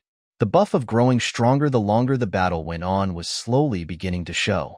To avoid being noticed by these guys, Zhan even specially ordered number 1 to hold back a bit, always acting like he could just barely fight them to a draw. As a result, Zhan pretended to be tempted and said, Okay, to be honest, my profession is puppet master. This brother is now a puppet controlled by me. If I release the control, he can still be a complete corpse. Of course, resurrection or anything like that is impossible. But you know what they say, even when people die, they must return to their roots, right? You guys definitely want your brother to have a complete corpse so you can take it back to your hometown and bury it properly. I'm a helpful person, so I'll definitely help you guys out. By the way, I'll ask again, do you want this brother's corpse? If you want it, you have to say so. How would I know you want it if you don't say anything? If you want it, I'll definitely give it back to you. I have no use for this thing anyway. So, do you guys really want it or not? Just as Zhan was babbling, suddenly, an arrow shot straight from afar.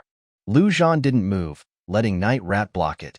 With a poocher sound, the arrow pierced Night Rat's body. I'm sorry, I really couldn't hold back anymore. In an instant, all eyes gathered on Night B not far away. Night B's face twitched as he said, It's okay, I understand you. I almost couldn't hold back either. Night Sheep patted his shoulder. Just now, his staff had already been raised. Was this guy Tang Sanzang reincarnated? Give him back to us and state your conditions. Night Dragon, as the boss, was naturally much calmer, saying expressionlessly. But even so, you could see the muscles on his face twitching. Okay, since that's the case, I'll be direct. I want a golden equipment. Zhan said seriously. Night Dragon actually thought about it carefully and shook his head, saying, Sorry, I've never heard of golden equipment. Fine, I won't make things difficult for you. Just 100 million gold coins. You guys have seen gold coins, right? Are you messing with us? Night Dragon finally couldn't hold back anymore. He just wanted to try to keep Night Rat's body intact. If it wasn't possible, he would destroy it himself. Seeing that the other party was about to act, Zhan quickly said, Wait, just kidding, don't mind. My request is simple. You leave 100 meters away from me, and I'll give you back this guy. How's that? Okay. Night Dragon thought for a moment and nodded without hesitation. After speaking, Night Dragon jumped a few times and was already 100 meters away. During this time, his expression was focused on Zhan. As long as the other party made a strange move, he would not hesitate to kill him. Destroying Night Rat's body was a small price to pay. Not bad, you keep your word, good man, Zhan said loudly, expressing his appreciation. Wait a minute, I'll have him come over. Do you want to welcome him? After speaking, the Night Rat undead walked step by step towards where Night Snake and Night Sheep were. Snake and Sheep looked at Night Dragon, not knowing what to do. They naturally couldn't really go up to welcome him. One last time, release the control. Night Dragon said coldly, I'm really sorry. I'd release it for you if I could, but alas, I don't know how, Zhan said smiling. As soon as these words came out, Night Dragon knew that the other party had been playing him all along, and killing intent erupted instantly, rushing towards Zhan directly. Night Snake also took a deep breath and shot an arrow, the target being the head of his former brother. Chapter 53, Leaving. Number 1. Kill those two. Seeing Night Dragon charging over, Zhan didn't panic at all and shouted loudly. Number 1, who had been evenly matched with his opponents, instantly went full power, his speed doubling, and swung his axe horizontally. Snake and Wolf were shocked, blurting out, Save us! To be honest, they had been working with their boss, wanting to get Night Rat's body back, so they had left room for maneuver, deliberately stalemating with the goblin. But they didn't expect that this little goblin had also left room for maneuver. No, this wasn't room for maneuver. This was leaving an ocean. With this strength, it would only take 5 seconds to chop one of them to death. Night Dragon naturally noticed this sudden situation as well. He couldn't care less about killing Zhan and turned around to rescue his brothers. That's what I'm waiting for. Zhan sneered. Just as Night Dragon approached, he directly ordered number 1 to activate Berserk, going all out to kill this future Night Emperor. As long as he killed him, the remaining underlings wouldn't be a concern. Just as Night Dragon approached, he saw that the little goblin had directly disappeared, its speed so fast that even he couldn't catch it. The next second, an axe had already appeared above his head, hacking straight down. At the critical moment, Night Dragon's entire body directly turned into mist. It was the initial skill of the Night Demon, Demonic Mist Kill. In the dark, the Night Demon could directly turn his body into mist, immune to most attacks. Yes, immune to attacks, a near-invincible skill. Only some extremely special abilities could attack him in mist form. As for which ones, Night Dragon had never encountered them. He could choose to mist a part of his body, like how he dodged Night Cat's undead attack earlier. He could also mist his entire body and launch attacks against enemies. With this one skill, Night Dragon was virtually invincible in the night. Now, Number One's axe passed through Night Dragon's body as if it had hit nothing, not causing a trace of damage. Night Dragon had completely turned into mist, enveloping the goblin entirely. Ding ding ding, a large number of attacks landed on Number One's body, but could only cause some minor scratches. Heaven wouldn't give him a perfect skill. Although misting allowed him to be nearly invulnerable and greatly increased his attack speed, his attack power was greatly reduced. Plus, Number One's physique after going berserk was also terrifying, so it naturally didn't cause any damage. But Number One's actions were restricted. Seeing this situation, Night Dragon no longer hesitated and said, "Run." His mist form wasn't unlimited. Once it ended, he wouldn't be able to stop this terrifying goblin. The other four directly fled, no longer hesitating. Unconditionally obeying their boss's orders was their first law. While Night Dragon was entangled with Number One, he constantly monitored Zhan's movements. Seeing that he wasn't chasing, he actually breathed a sigh of relief. At this moment, this guy gave him a strong sense of threat. A terrible enemy. Since his debut, Night Dragon had never encountered an opponent truly worthy of his attention. But so what? This guy was already on his must-kill blacklist. After secretly vowing in his heart, Night Dragon, in mist form, instantly left Number One and fled far away. In just 1 second, he was 100 meters away, like a flash. His mist was about to end, and if he didn't leave, even he might be left behind. He ran fast, Zhan said, feeling a pity for missing this rare opportunity to slaughter an emperor. There was no way he could chase. Number One's berserk was about to end. Chasing after him would be suicide. Being able to force the dignified Night Emperor to this extent was mostly due to the other party's lack of understanding of him and all kinds of unexpected situations. If he encountered him again in the future, it wouldn't be so easy. But Zhan had nothing to fear. He was in a semi-crippled state now. If he was at full strength, he would have beaten the Night Emperor to the ground. Alas, it's only been a few days, and I've already offended 2 emperors. Life's not going to be easy. But these 2 guys are really rich. They actually gave a full 10,000 gold coins. If I could kill all 7 of them, that would be awesome. Zhan sighed inwardly and shouted upstairs, "Old Zhang, wake up that dead dog for me. Let's go." "Okay, Brother Lu." Zhang Tianfu poked his head out the window and shouted. It was too scary. Those people were too scary. But Brother Lu was still Brother Lu, even scarier. Soon, he saw Old Black, with Zhang Tianfu in his mouth, jump down from the window. Old Black was just dreaming of beating up that big tiger. This guy dared to disturb its beautiful dream. Not eating him in one bite was already because of Zhan's face. Old Black threw Zhang Tianfu on the ground and barked. "Woof woof woof. Where are we going so late at night?" "Running away.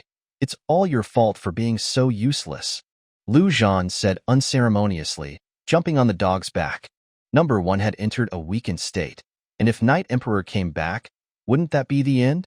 And after this battle, Zhan had to find some demonic creatures to slaughter as soon as possible, to fill out his undead slots. Woof woof woof. Soon. I feel like I'll become stronger in a day or 2. Alright, stop talking nonsense, let's go. A moment later, Jia village returned to silence once more, the smell of blood in the air dissipating with time. Only one living person remained in the large village. That was Jia Tingting. This girl, who thought she had found a sugar daddy, was probably too tired and hadn't woken up from start to finish. She was quietly forgotten on the bed. Not knowing how much time had passed, a figure stumbled into the village, his face filled with regret, guilt, and a hint of satisfaction and excitement. This person was naturally Zhan. To minimize the guilt in his heart, he carried the food for nearly 10 kilometers before finally eating. After filling his belly, he dug a hole and properly buried the villager before hurrying back. This made his desire to leave even stronger. He could imagine that this bloodthirsty desire would definitely arise again in the future. In that case, he might as well go to a strange place. Drinking the blood of strangers was more justifiable than drinking the blood of acquaintances. Tomorrow morning, when Ying woke up, they would leave immediately, and he would drag her away if she refused. With this thought, Zhan returned home. But at the moment he opened the door, his face changed drastically. The protective blood array was gone. Zhan rushed to his daughter's door as fast as he could. Then, a sharp pain came from his chest, and he collapsed to the ground, as if he had lost all his strength. Ying was lying on the bed, motionless, no different from when he left. But her breath was gone. Zhan stood up, despondent. Ying was gone. What was the point of him living? He raised the blood knife and put it to his neck. But at this time, a voice rang in his ears. Don't you want revenge? Chapter 54. Hatred. Revenge. These two words were like a seed, directly planted into Zhan's heart. Then, it instantly grew into a towering tree. His eyes were already consumed by hatred and rage. So, who killed Ying? Zhan, carrying the blood knife, walked out of the house and kicked open the door to his neighbor's house. But he only saw 2 corpses. Next, Zhan barged into 4 or 5 more houses in a row, and no one was left alive. A conjecture arose in Zhan's heart. Without hesitation, he rushed towards the village chief's villa. At the door, he saw the village chief's corpse. As for the other 2 corpses, he didn't want to bother finding out who they were. He rushed into the villa. After searching, he finally saw Zhan, still alive, in one of the rooms. As for Zhan, there was no one and no corpse. It was him, as expected. Besides him, who else had the ability to kill so many people? If it were demonic creatures, they wouldn't have left any corpses behind. If it were outsiders, how could they be stronger than Zhan? Tutsun, slaughter the village under Zhan's nose? So, it could only be Zhan. Once this thought arose, it was already deeply rooted in Zhan's heart. Because from the beginning, he felt that that guy wasn't a good person and had ulterior motives. Plus, his affair with Zhan further convinced him that he was scum. Just then, Zhan finally woke up, her lower body still throbbing with pain. That man was really too vigorous. She slowly opened her eyes, only to see a middle-aged man standing by the bed, staring intently at her. Just as Zhan opened her mouth, preparing to scream, a flash of blood light instantly passed, and her eyes lost all their light. My daughter is dead. Why are you still alive? Zhan stared intently at the naked woman, pulled out the blood knife, and then directly inserted it into her chest. In an instant, the blood knife was like a blood-drawing pump, directly starting to extract Zhan's blood. Zhan, if I don't kill you, I'm not worthy to be a father. In the dark night, at the lake, the remaining 5 members of Night God had sadness written all over their faces. They hadn't even been able to retrieve Cat and Rat's bodies. Remember his appearance. One day, I will take off his head and pay tribute to Cat and Rat. Night Dragon's voice was very calm, but everyone could hear the determination and anger in it. Old Zhang, do you think I have a nature that makes me hated by both gods and men? How can I attract other people's pursuit wherever I go? Zhan lay directly on the dog's back, looking at the sky, and asked with some emotion. Elf Queen, Night Emperor, if he knew that Bloodblade old ancestor hadn't died, and had also blamed him for his daughter's death, he would have looked up to the sky and asked the heavens directly. Heavens, why do you treat me like this? Those were 3 future top bosses, standing at the top of the entire world. Brother Lu, this shows that you are excellent, shining brightly, Zhang Tianfu said while walking beside him. There was no way. This dead dog wouldn't let him ride it. Fortunately, Zhan didn't seem to have any destination, walking slowly. If they ran, it would really tire him to death. Not bad. What you said makes sense, Zhan nodded and said. It is a sign of mediocrity to be free from envy. At this time, they were walking on a grassland. Without a map, without navigation, Zhan, a directionally challenged person, was really in the dark, not knowing where to go.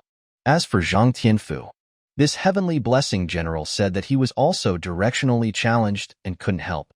But heavenly blessing, even if he didn't know the way, walking around would probably lead him to fortune, right? Zhan could only maintain this optimistic attitude. Brother Liu, there seems to be a town ahead. Just then, Zhang Tianfu said with some doubt. Town. Hearing this, Zhan immediately sat up. Sure enough, about 3,000 or 4,000 meters ahead, he could vaguely see a building. Judging by the scale, it was a town, that's right. Having a town meant having people, and where there were people, there must be demonic creatures. Truly a heavenly blessing, General. Good old Zhang, you did a good job. Zhan said excitedly. Zhang Tianfu was confused. What did it have to do with him? Old Black, let's go to the town. Zhan waved his hand and said directly. But he wasn't so reckless, and had Old Black stop a few hundred meters away. There was a big tree here, which was convenient for them to hide their figures. They didn't know what the situation was inside. Rushing in rashly could easily lead to disaster. But judging by the situation, it should have been occupied by demonic creatures. If it were still occupied by humans, they would definitely have arranged some defensive measures. At the very least, they would have arranged for some people to patrol. Since it was occupied by demonic creatures, that meant there were a large number of demonic creatures. This was even better news for Zhan. According to his experience from his previous life, those powerful races either occupied some large cities or occupied some places with good feng shui. They generally didn't look down on small towns like this. But even so, he couldn't carelessly rush in directly. First, he had to scout out the enemy's situation. With a thought, Zhan sent out a demonic wolf undead, which rushed directly towards the town. Daredevil scout, only one of its kind. The demonic wolf undead moved extremely fast, rushing to the periphery of the town in a few seconds, and slammed into a house, just to announce its arrival. Sure enough, soon, more than a dozen demonic creatures rushed out and surrounded the undead. Zhan focused his eyes. It was berserk apes. Seeing this, even Zhan couldn't help but feel a headache. These guys were not easy to deal with. These ordinary-level berserk apes were fine, and even the elite-level violent demonic apes could be solved with his current strength. What he feared was the brave-level frenzied great apes. Those were truly quite troublesome guys. The names of the demonic creatures of this race indicated that they were all battle races. These guys didn't even need weapons, relying on their fists to fight. While Zhan was still thinking, the dozen or so berserk apes in front had already torn the demonic wolf undead into pieces, which was quite miserable. After tearing apart the enemy, the berserk apes beat their chests and returned to the town. Brother Liu, this thing seems a little powerful. How about we leave? Zhang Tianfu said with some trembling. Those things were too terrifying. Their strong chests, black fur, and the scene of tearing apart the wolf made his scalp tingle. Shut up.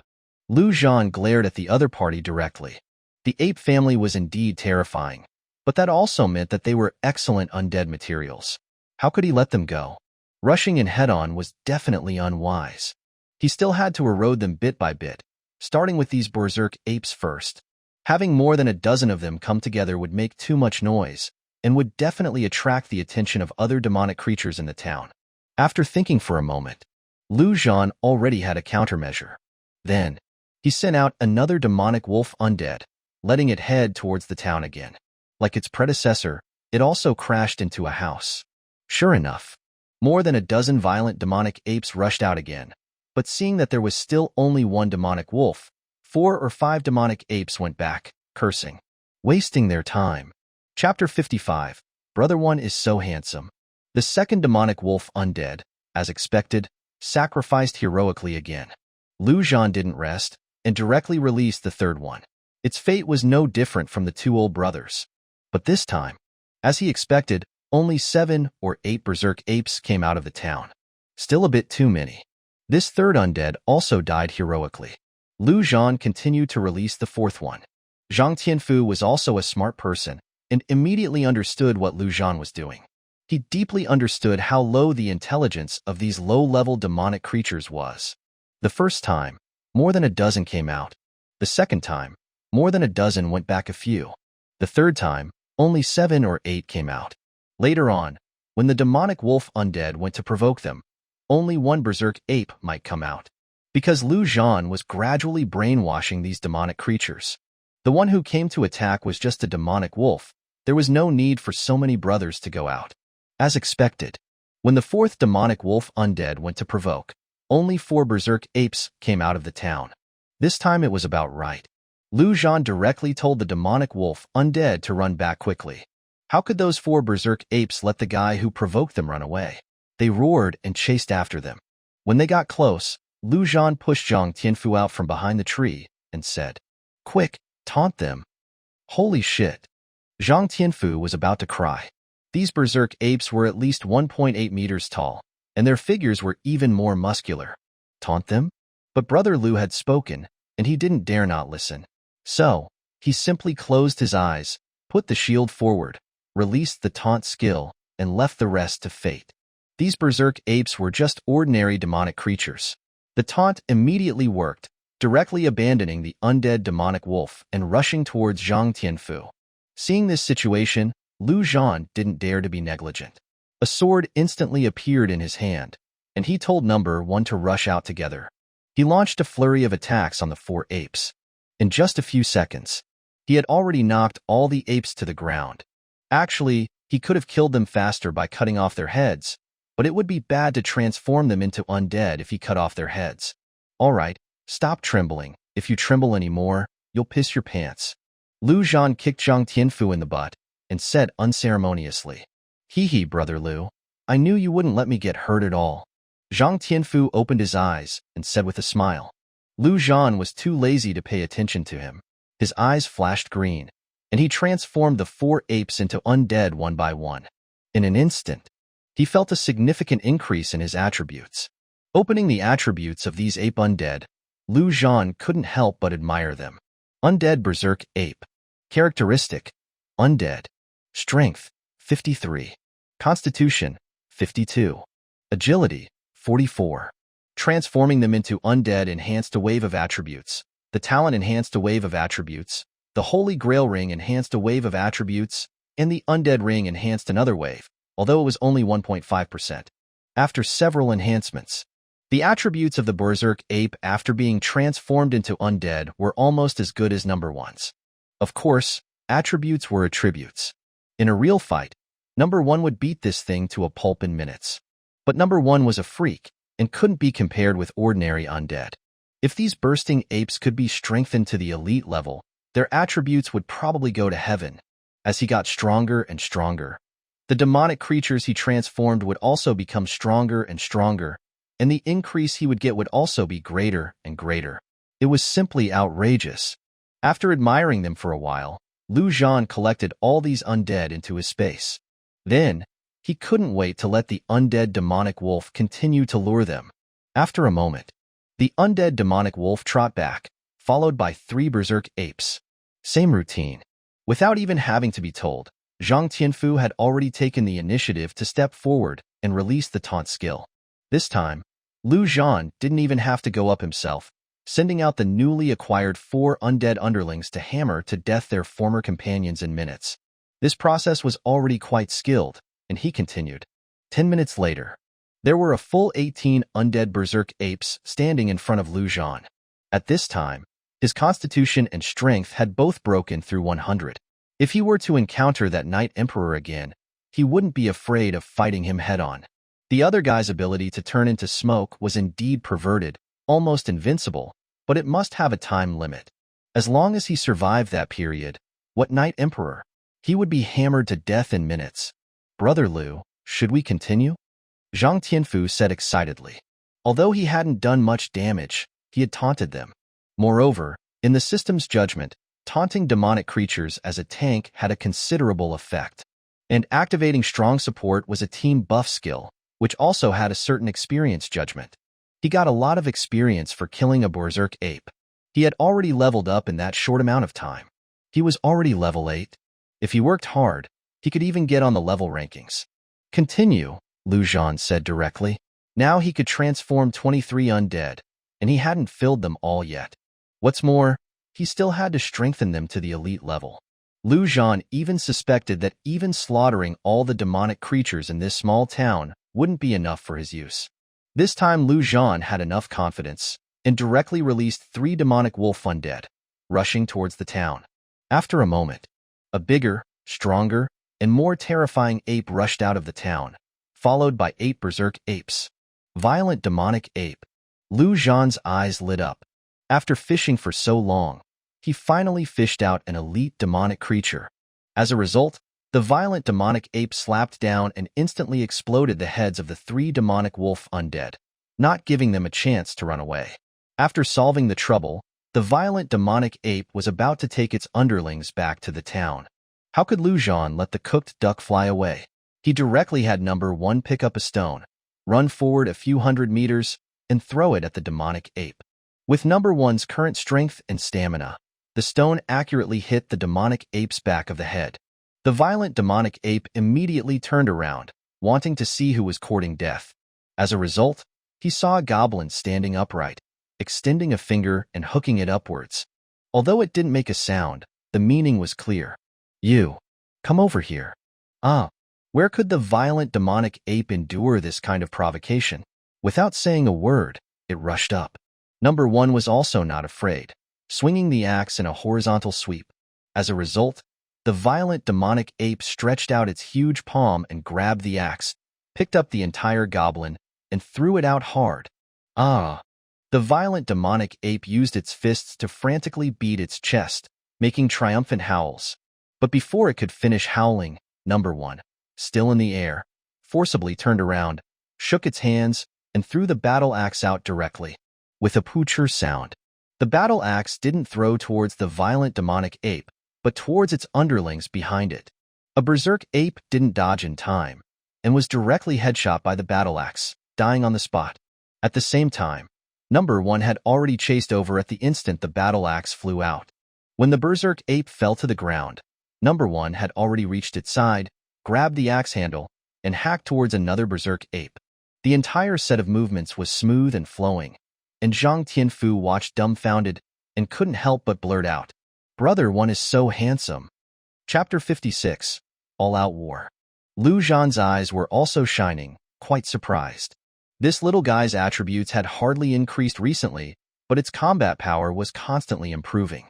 Some of the action techniques it had come up with, even Lu Zhan couldn't complete. After sighing for a moment, Lu Zhan directly took out his sword and said, "Af you, keep up. Brother Lu, are you finally going to take action yourself?" Zhang Tianfu raised his shield and said excitedly, Experience, experience. It was all experience. He was now full of experience. What elite demonic creature. It was just a slightly bigger monkey. With Brother Lu around, it would be killed in minutes. Lu Zhan nodded.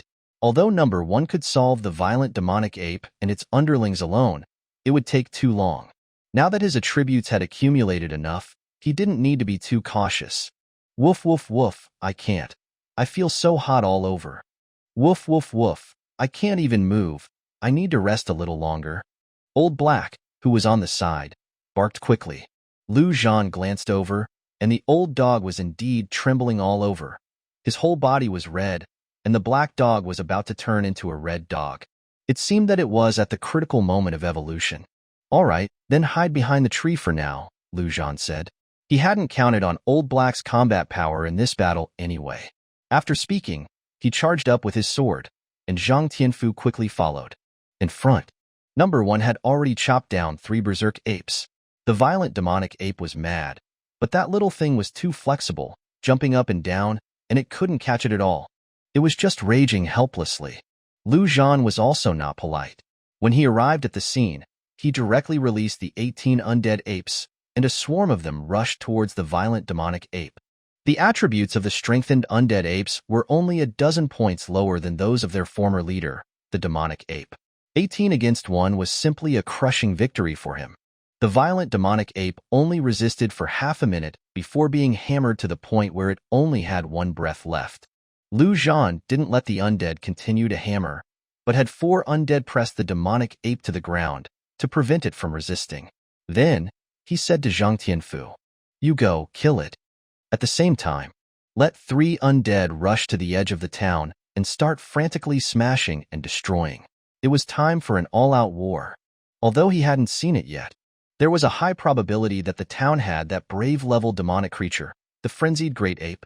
That guy wasn't easy to deal with, and he would have to rely on number 1 then. So, starting now, let number 1 stack the ever-victorious buff just right. Since that was the case, he might as well directly alarm all the demonic creatures in the town, use the outside as the battlefield, and face them head-on. Am I coming? Zhang Tianfu was stunned in place. He knew that the experience for this last hit was considerable. Brother Lu was actually giving it to him. Wurwa! Zhang Tianfu almost cried with emotion. Stop talking nonsense, kill it quickly, the main force is coming over there, Lu Zhan urged directly. He had been with this heavenly blessing general for so long, and it was the first time he was letting him kill a monster and drop something. He wanted to see how effective it was, and whether it was as magical as the legends said. Okay, thank you, Brother Lu.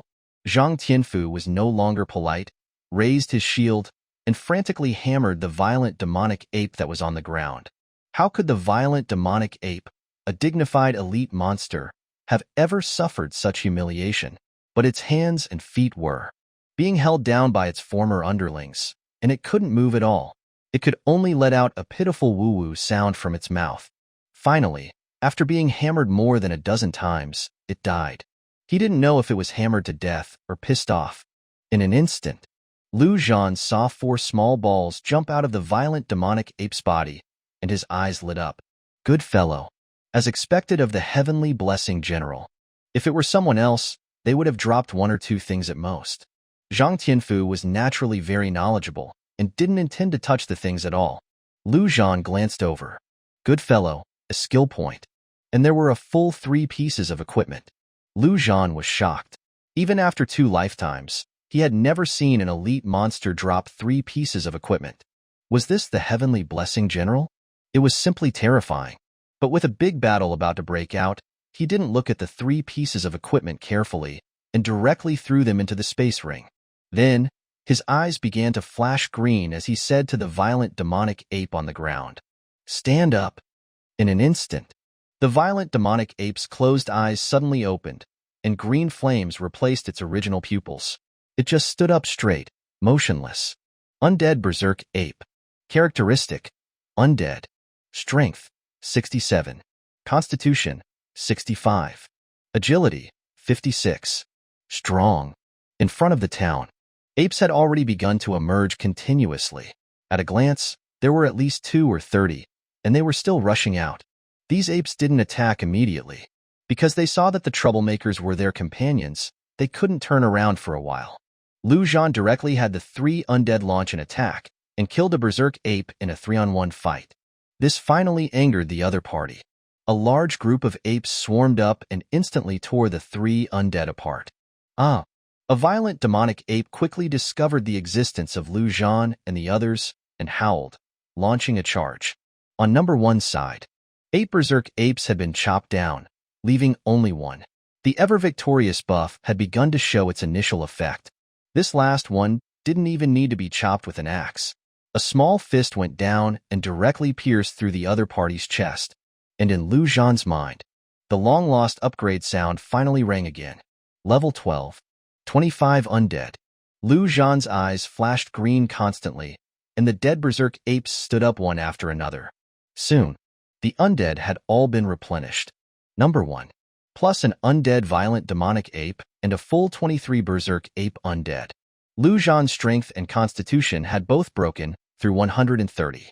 Zhang Tianfu activated strong support. The 2 of them plus the 25 undead, that was a full 27 points of constitution. Lu Zhan's constitution directly broke through 150. It was no exaggeration to call him a human Tyrannosaurus. Be careful yourself. I will have 3 undead protect you next to you. You just need to stay within the range of strong support. Lu Zhan patted Zhang Tianfu on the shoulder and said, feeling the powerful power flowing in his body, he couldn't help but be eager to try. Brother Lu, don't worry. I'll take care of myself. Zhang Tianfu nodded vigorously. He had to take good care of himself and also gain more experience. He knew clearly that Lu Zhan couldn't keep carrying a burden, although he didn't know why he had brought him along. But in any case, he had to try to keep up, otherwise he would be thrown down sooner or later. He couldn't keep being a mascot, right? But he didn't know that Lu Zhan really treated him as a mascot. After ordering 3 undead to guard Zhang Tianfu's side, Lu Zhan flicked his sword and leaped into the air. Ha ha ha, riding the sword on the wind, eliminating demons between heaven and earth. Lu Zhan laughed loudly, showing his heroism and joy. He was just short of drinking a pot of wine. In his previous life, he was cautious and evasive, which was extremely frustrating. With this battle, he would dispel all these frustrations. From now on, he was the invincible combat undead mage. Chapter 57. Rampaging Gorilla. Fast, ruthless, accurate. Lu Zhan certainly didn't know any sword techniques, let alone skills. But what did that matter? With his current stats, all he needed to do was embody those 3 words. As for number 1, needless to say, it was leaping and bounding through the monkey horde, resembling a monkey more than the actual monkeys did. Add to that the other 21 undead, and the battle was nothing short of a massacre. A one-sided slaughter of the monkeys by the necromancer Lu Zhan. Zhang Tianfu, watching from the rear, was dumbfounded. This was way too fierce. He had originally prepared for a major battle, but now what was there to do? He couldn't even snag a sliver of experience. He couldn't care less at this point, so he directly used taunt on 2 berserk gorillas not far away. To be honest, when he saw those 2 behemoths charging over, Zhang Tianfu was a little panicked. But soon, he realized his fears were unfounded, because the 3 bodyguards Lu Zhan had arranged for him were extremely strong. The 2 gorillas couldn't even touch him before being instantly hammered to death on the spot. Since that was the case, Zhang Tianfu let loose. As soon as his taunt skill cooled down, he would lure monsters over to be killed by the bodyguards, and then he would clean up with a few finishing blows. Of course, he wasn't reckless. He would only taunt 2 or 3 at a time. He couldn't eat the meat, but a little soup was still good. Lu Zhan also kept an eye on that side while fighting, mainly to replace the undead if they fell. He still had to protect this mascot. Just then, roars echoed from not far away. Lu Zhan focused his gaze and saw 5 violent magic apes charging towards him in a pincer movement. Damn, they even knew to capture the leader first. Was Lu Zhan intimidated? Of course he was. He could easily kill berserk apes, but the violent magic apes were elite monsters after all. Their hides were tough, and they were far stronger than the ordinary ones. But even though he was intimidated, running was out of the question. After all, he wasn't fighting alone. Moreover, the fact that they were clustered together suited him perfectly, saving him the trouble of finding them one by one. With a thought, a dozen undead apes immediately gathered around Lu Zhan and rushed forward to block the 5 magic ape bosses. Aowo! Aowo! The magic ape bosses roared angrily, denouncing their little brother's betrayal. With their intelligence, they couldn't understand what undead were. Between roars, the magic apes threw out their fists in unison, swinging them so fast they practically formed afterimages. This was the elite monster's skill, Magic Speed Fist. This skill dealt extremely high damage and came with a certain amount of crowd control. If you got hit by the first fist, you would be stunned on the spot and had to endure the entire barrage of blows. With Lu Zhan's current physique, taking that head-on would be bad news. Of course, this skill's limitations were also high. It was a single target skill that could only hit one person. This was Lu Zhan's biggest reason for being wary. He could dodge one-on-one. But against 5, if he accidentally got caught in this skill, he could really capsize in a sewer. To be safe, he simply didn't engage directly, letting the undead minions slowly whittle them down. 10 undead grinding down 5 elite magic apes wasn't a big problem. Sure enough, after a set of magic speed fists, 5 undead apes were instantly headshot and returned to the void. But what did that matter? Lu Zhan killed apes while resurrecting undead. In just 10 seconds, he had already replenished the 5 undead and continued to charge at the magic apes. The 5 magic apes being surrounded and attacked were miserable. Their strength was obviously much higher. But the undead were just too troublesome. Losing an arm or a leg was nothing to them. Even if their bodies were mostly gone, they would still charge up to bite you. The most terrifying thing was, with Lu Zhan constantly replenishing them, There was no end to these things. As for the ape minions, they were being harvested wave after wave and couldn't help at all.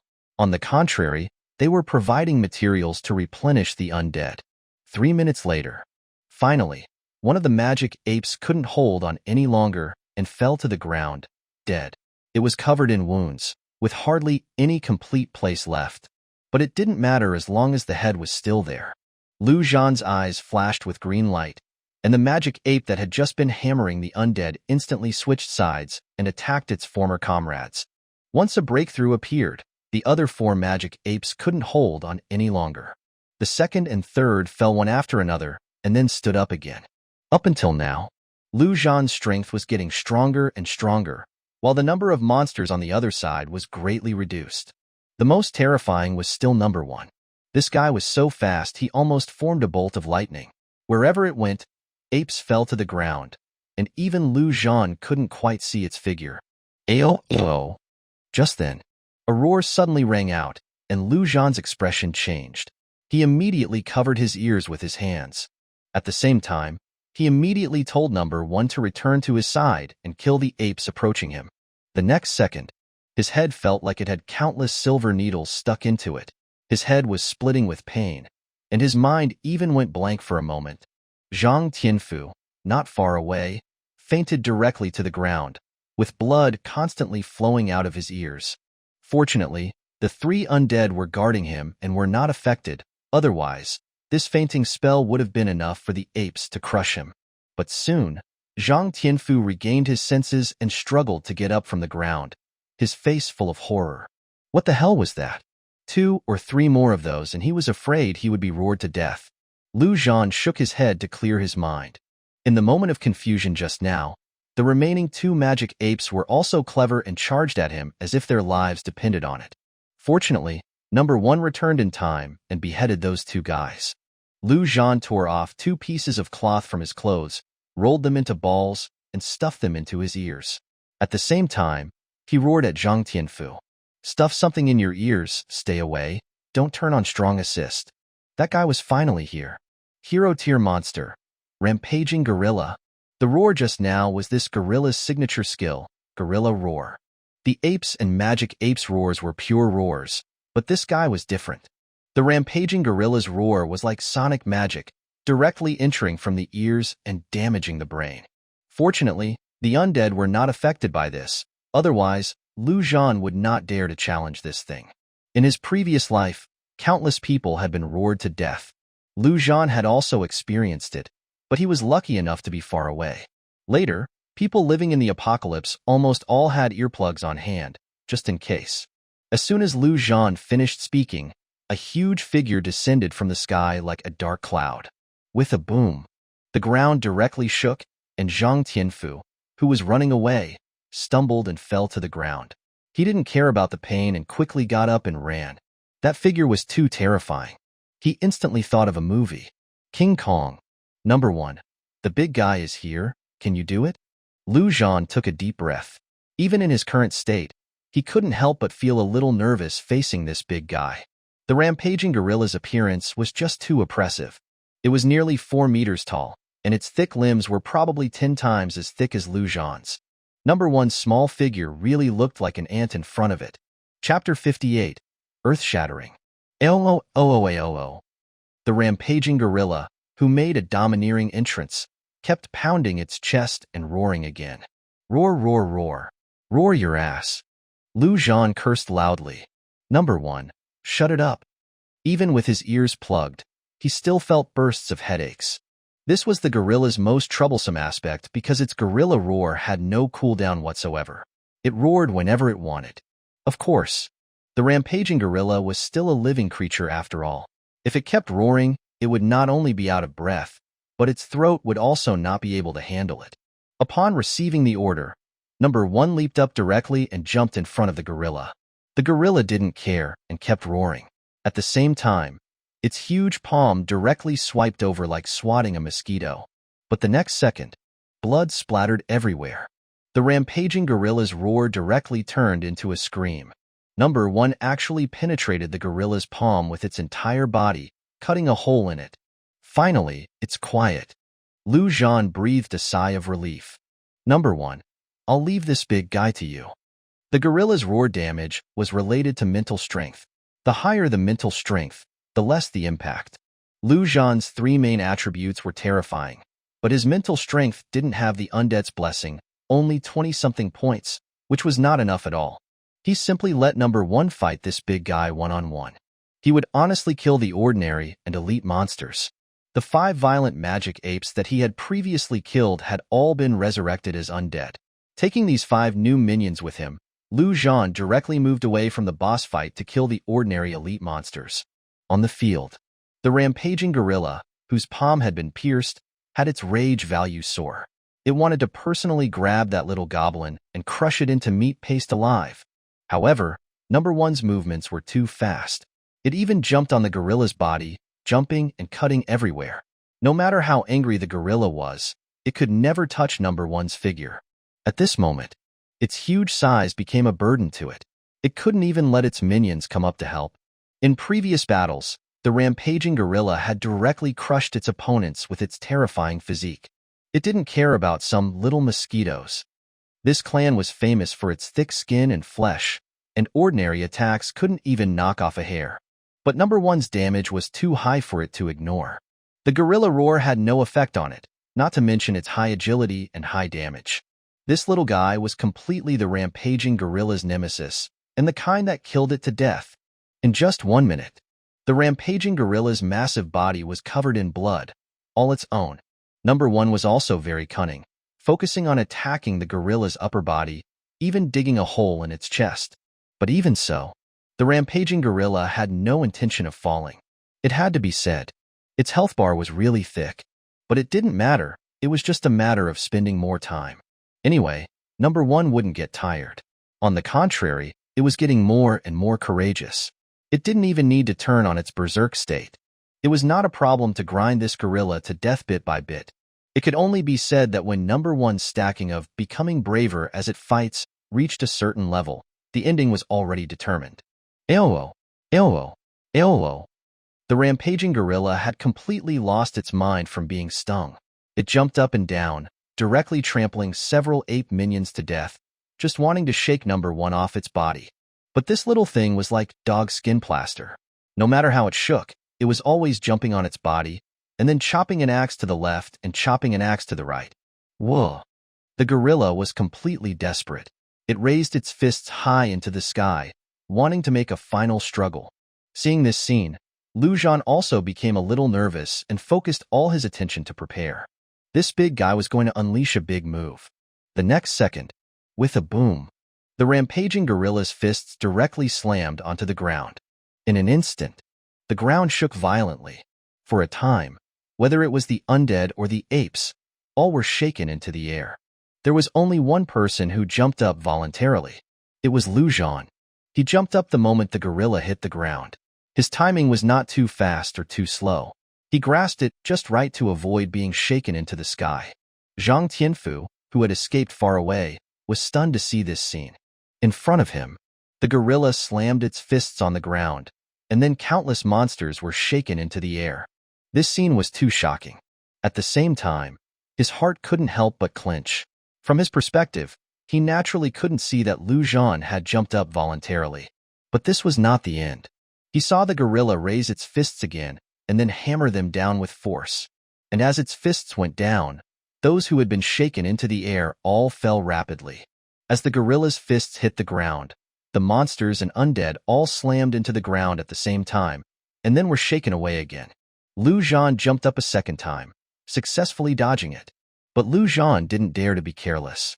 There was one last time. Soon, the third time it fell, Zhan dodged again, finally breathing a sigh of relief. Earth-shattering, the rampaging gorilla's ultimate move, and a super kill move that belonged to both the enemy and the self. It continuously hammered the ground 3 times, shaking all creatures away. If you were hit the first time, you would basically have to endure all 3 shakes. It should be known that this was not just a shake. The strong vibrations would constantly destroy the bodies of the shaken targets. The damage was also extremely high. Just like now, those monsters that had completely endured the 3 shakes had basically all died. leaving only a few elite-level violent magic apes. Lu Zhan's undead had lost more than a dozen. They were all headshot by the Sheikh. This wave was equivalent to clearing the field directly. Fortunately, in his previous life, this rampaging gorilla was considered a classic monster, and the data was spread extremely widely. Otherwise, he would definitely be shaken away without knowing what was going on. After 3 times, even if he didn't die, he would probably be severely injured. Whoa. However, the gorilla, which had completed this feat, also let out an extremely painful scream. It was about to cry, because that little thing had been standing on its shoulder. The earth-shattering had no effect on it at all. With a poof, this axe, number 1 directly cut off the gorilla's artery on its shoulder. Blood spurted out instantly. With another axe, the gorilla's neck was cut open with a big gash, and the blood flowed even more violently. With a boom, the rampaging gorilla finally couldn't hold on any longer, and its huge body fell heavily to the ground. Blood flowed all over the ground, almost dyeing the earth red. Lu Zhan did not plan to let Zhang Tianfu make the last cut. After all, this big guy had a lot of experience points, and Lu Zhan planned to swallow it all. Leveling up was especially important to him. Every level up meant 2 more undead, which greatly increased his combat power. Chapter 59, Violent Set. Lu Zhan stepped forward and thrust his sword into the gorilla's throat. Soon, the system notification sounded in his mind. Ding! Congratulations on leveling up. He had leveled up twice in just half a day, and Lu Zhan was overjoyed. Opening the level rankings, he was already in the top 10. However, the first-place Saint Dharma Emperor was already level 15, which was truly terrifying. He glanced around, and there were still 3 or 4 elite-level magic apes alive, but they were not a concern. Number 1 could kill them with a single swing of its axe. With becoming braver as it fights stacked to this point, number 1's stats were close to 300, so killing those that were less than 100 was like cutting melons and vegetables. After number 1 killed those few magic apes, Lu Zhan finally finished slaughtering all the monsters in this area, at least 200 of them. So, it was time to collect the spoils of war. First, Lu Zhan looked at the items dropped by the rampaging gorilla. There were 5 items in total. 1 skill point, 10 reinforcement stones, a piece of equipment, a skill book, and a token. Needless to say about the skill book and reinforcement stones, he first threw them into the storage ring. Then Lu Zhan picked up the skill book first, and his heart was delighted when he saw the name. Earth-shattering. He actually got the gorilla's ultimate move. Lu Zhan naturally couldn't learn it, but it would definitely sell for a good price. As for the piece of equipment, Lu Zhan was both happy and sad. Gorilla armor. Rank, blue. Equipment requirements, level 8, class attribute defense. Stamina plus 15. Physical attack resistance 10%. Reflects 20% damage when attacked in close combat. There was no doubt that this equipment's stats were top-notch. It was even very suitable for Lu Zhan himself, but the equipment requirements actually required defense. Wasn't this prepared for Zhang Tianfu? He didn't even have such good armor himself, but his minion put it on first? Lu Zhan cursed inwardly and finally picked up the token. The word brave was written on it, and the description was very simple. Proof of courage. A token to enter the brave level secret realm. It was this thing. A captivating light bloomed in Lu Zhan's eyes. Secret realm. This was a treasure land even higher than a dungeon. There were more treasures and more dangers inside. In his previous life, Lu Zhan had entered at least a dozen dungeons of all sizes, but had never entered a secret realm. He didn't even have the qualifications to enter, which was this token of proof. Lu Zhan didn't know much about the secret realm. He had only heard some scattered rumors. The secret realm did not limit the number of people and did not appear randomly. No one knew its exact location. After the outbreak of the apocalypse, a secret realm would open every 30 days. No matter where you were, as long as you carried this token of proof, you would be teleported into the secret realm. Since his rebirth, Lu Zhan had thought that he would definitely get one at that time, even if he had to steal one. But he didn't expect to get one so quickly. Calming down, Lu Zhan threw the token into the storage ring. 30 days. That meant there were still more than 20 days left. There was still plenty of time. Next, there were also the items dropped by the elite magic apes, but they were just some reinforcement stones and some medium leather equipment synthesis materials. Nothing good. Lu, This thing is really big. At this time, Zhang Tianfu's voice sounded from the side. This guy ran over when he saw the gorilla fall to the ground. His awe of Lu Zhan had reached an unparalleled level. All along, he had placed Lu Zhan in a very high position. But every time, Lu Zhan could do something that shocked him extremely. He was now a person ranked in the top 100 in the level rankings, but in front of Lu Zhan, he felt as small as an ant. Seeing Zhang Tianfu, Lu Zhan remembered the items dropped by that magic ape earlier. A whole 3 pieces of equipment. He immediately took them all out. Violent helmet, violent armor, violent boots. All 3 pieces were just green equipment. Even the stats were average. They all added strength and physique, and the values were less than 10 points. Just when Lu Zhan was wondering if the power of this fortune general was not good, he saw the same line of hints behind these 3 pieces of equipment. Violent set, 1/3. This was actually a set. Lu Zhan couldn't wait to slap himself. How dare he doubt the power of Fortune General? Killing an elite monster and dropping a whole set? The drop rate of sets was already very low, and it was even more difficult to collect a whole set. Lu Zhan had been around for so long in his previous life, and had not even been able to collect a set of green equipment. Lu Zhan couldn't wait to see the stats after the set was completed. There was only one line. All stats increased by 8%. Good lord. This thing was green equipment when worn separately. After forming a set, the value was close to purple equipment. The stronger the stats, the more the increase. This set could be used all the time. Looking at the equipment requirements again. Strength 50. Physique 50. Okay, these requirements were nothing to ordinary people, but they were nothing to Lu Zhan. Lu Zhan was about to put it on when he suddenly saw number 1 on the side. Although he also often filled the role of combat mage, personally entering the battle, more often than not, number 1 was the main force. Most importantly, number 1 had the talent of becoming braver as it fights, and its stats could be continuously improved. That way, the stats increased by this set would also become higher and higher. Number 1 could exert the greatest effect with this set. It should be possible. After all, the equipment requirements had no level or race restrictions. Number 1 could use that axe, so this set should not be a problem. Thinking of this, Lu Zhan directly threw all 3 pieces of equipment to number 1, ordering it to put them on. Number 1 immediately executed unconditionally. Equipment naturally didn't have sizes. It would automatically adjust its size according to the wearer's figure. Number 1 was perfectly fitted after putting it on, and it had a more domineering and strange aura, especially that helmet, which directly wrapped number 1's ugly head in it, only revealing a pair of ghostly green eyes. Brother 1 is so handsome. Zhang Tianfu exclaimed sincerely. Lu was Lu, giving such good equipment to the undead. Having followed Lu Zhan for so long, he naturally already knew that Lu Zhan's class was a necromancer, and number 1 and the others were all undead. This piece of equipment is for you. Lu Zhan didn't talk nonsense anymore and directly took out the gorilla armor and handed it to Zhang Tianfu. This guy gave him a set, so he would reward the other party with a piece of equipment. That way, his heart would be much more balanced. For me? Zhang Tianfu was flattered and couldn't believe it.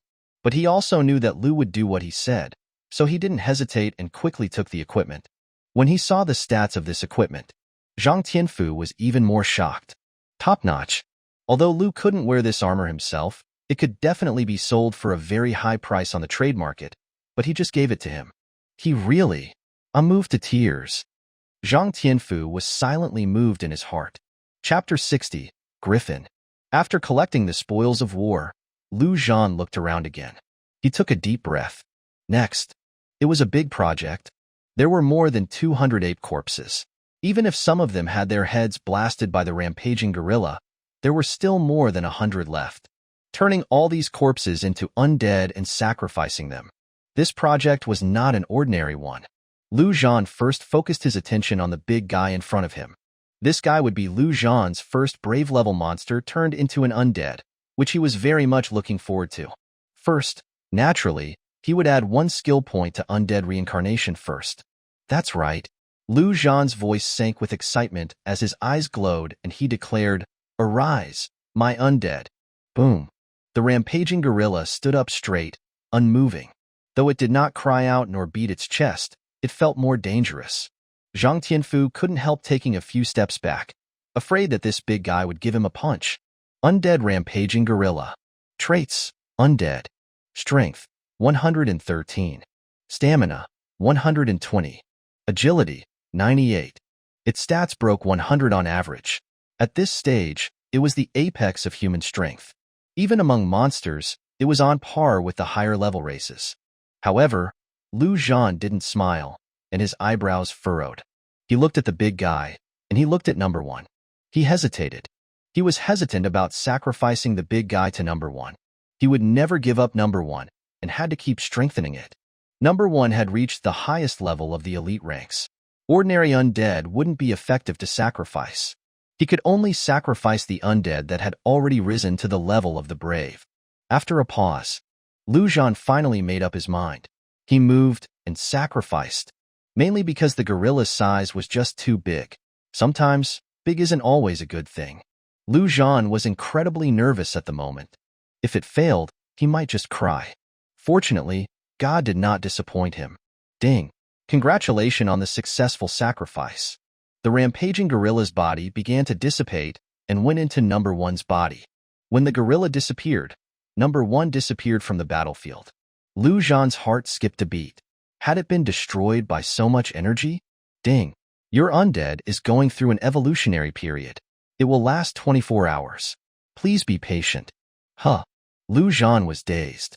He knew that there was a high chance that the sacrifice would upgrade number 1 to the brave level, but what was an evolutionary period? 24 hours? That's too long. What would he do if a powerful enemy appeared during that time? Zhan immediately focused and saw number 1 in the undead dimension. It stood there unmoving. Since it had already reached this point, Zhan could not reverse it and could only patiently wait. In the meantime, he could continue working. Just as Zhan's eyes were about to emit their green light, Blackie ran out from behind a tree, drooling as he looked at the ape corpses. Woof, woof, woof, woof. Wow, what is this? It looks delicious. Scram. Zhan was speechless. That mutt, did it know he was trying to enjoy the spoils? Wah, you told me to eat things. Now I am drained of energy. Blackie whimpered. Only eat the ones that are headless. Zhan glared and declared. Blackie started wagging its tail and ran forward to enjoy its food.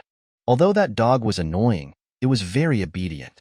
He told it to eat the ones without a head, and it would never touch the ones with heads. It wasn't necessary to keep watching it.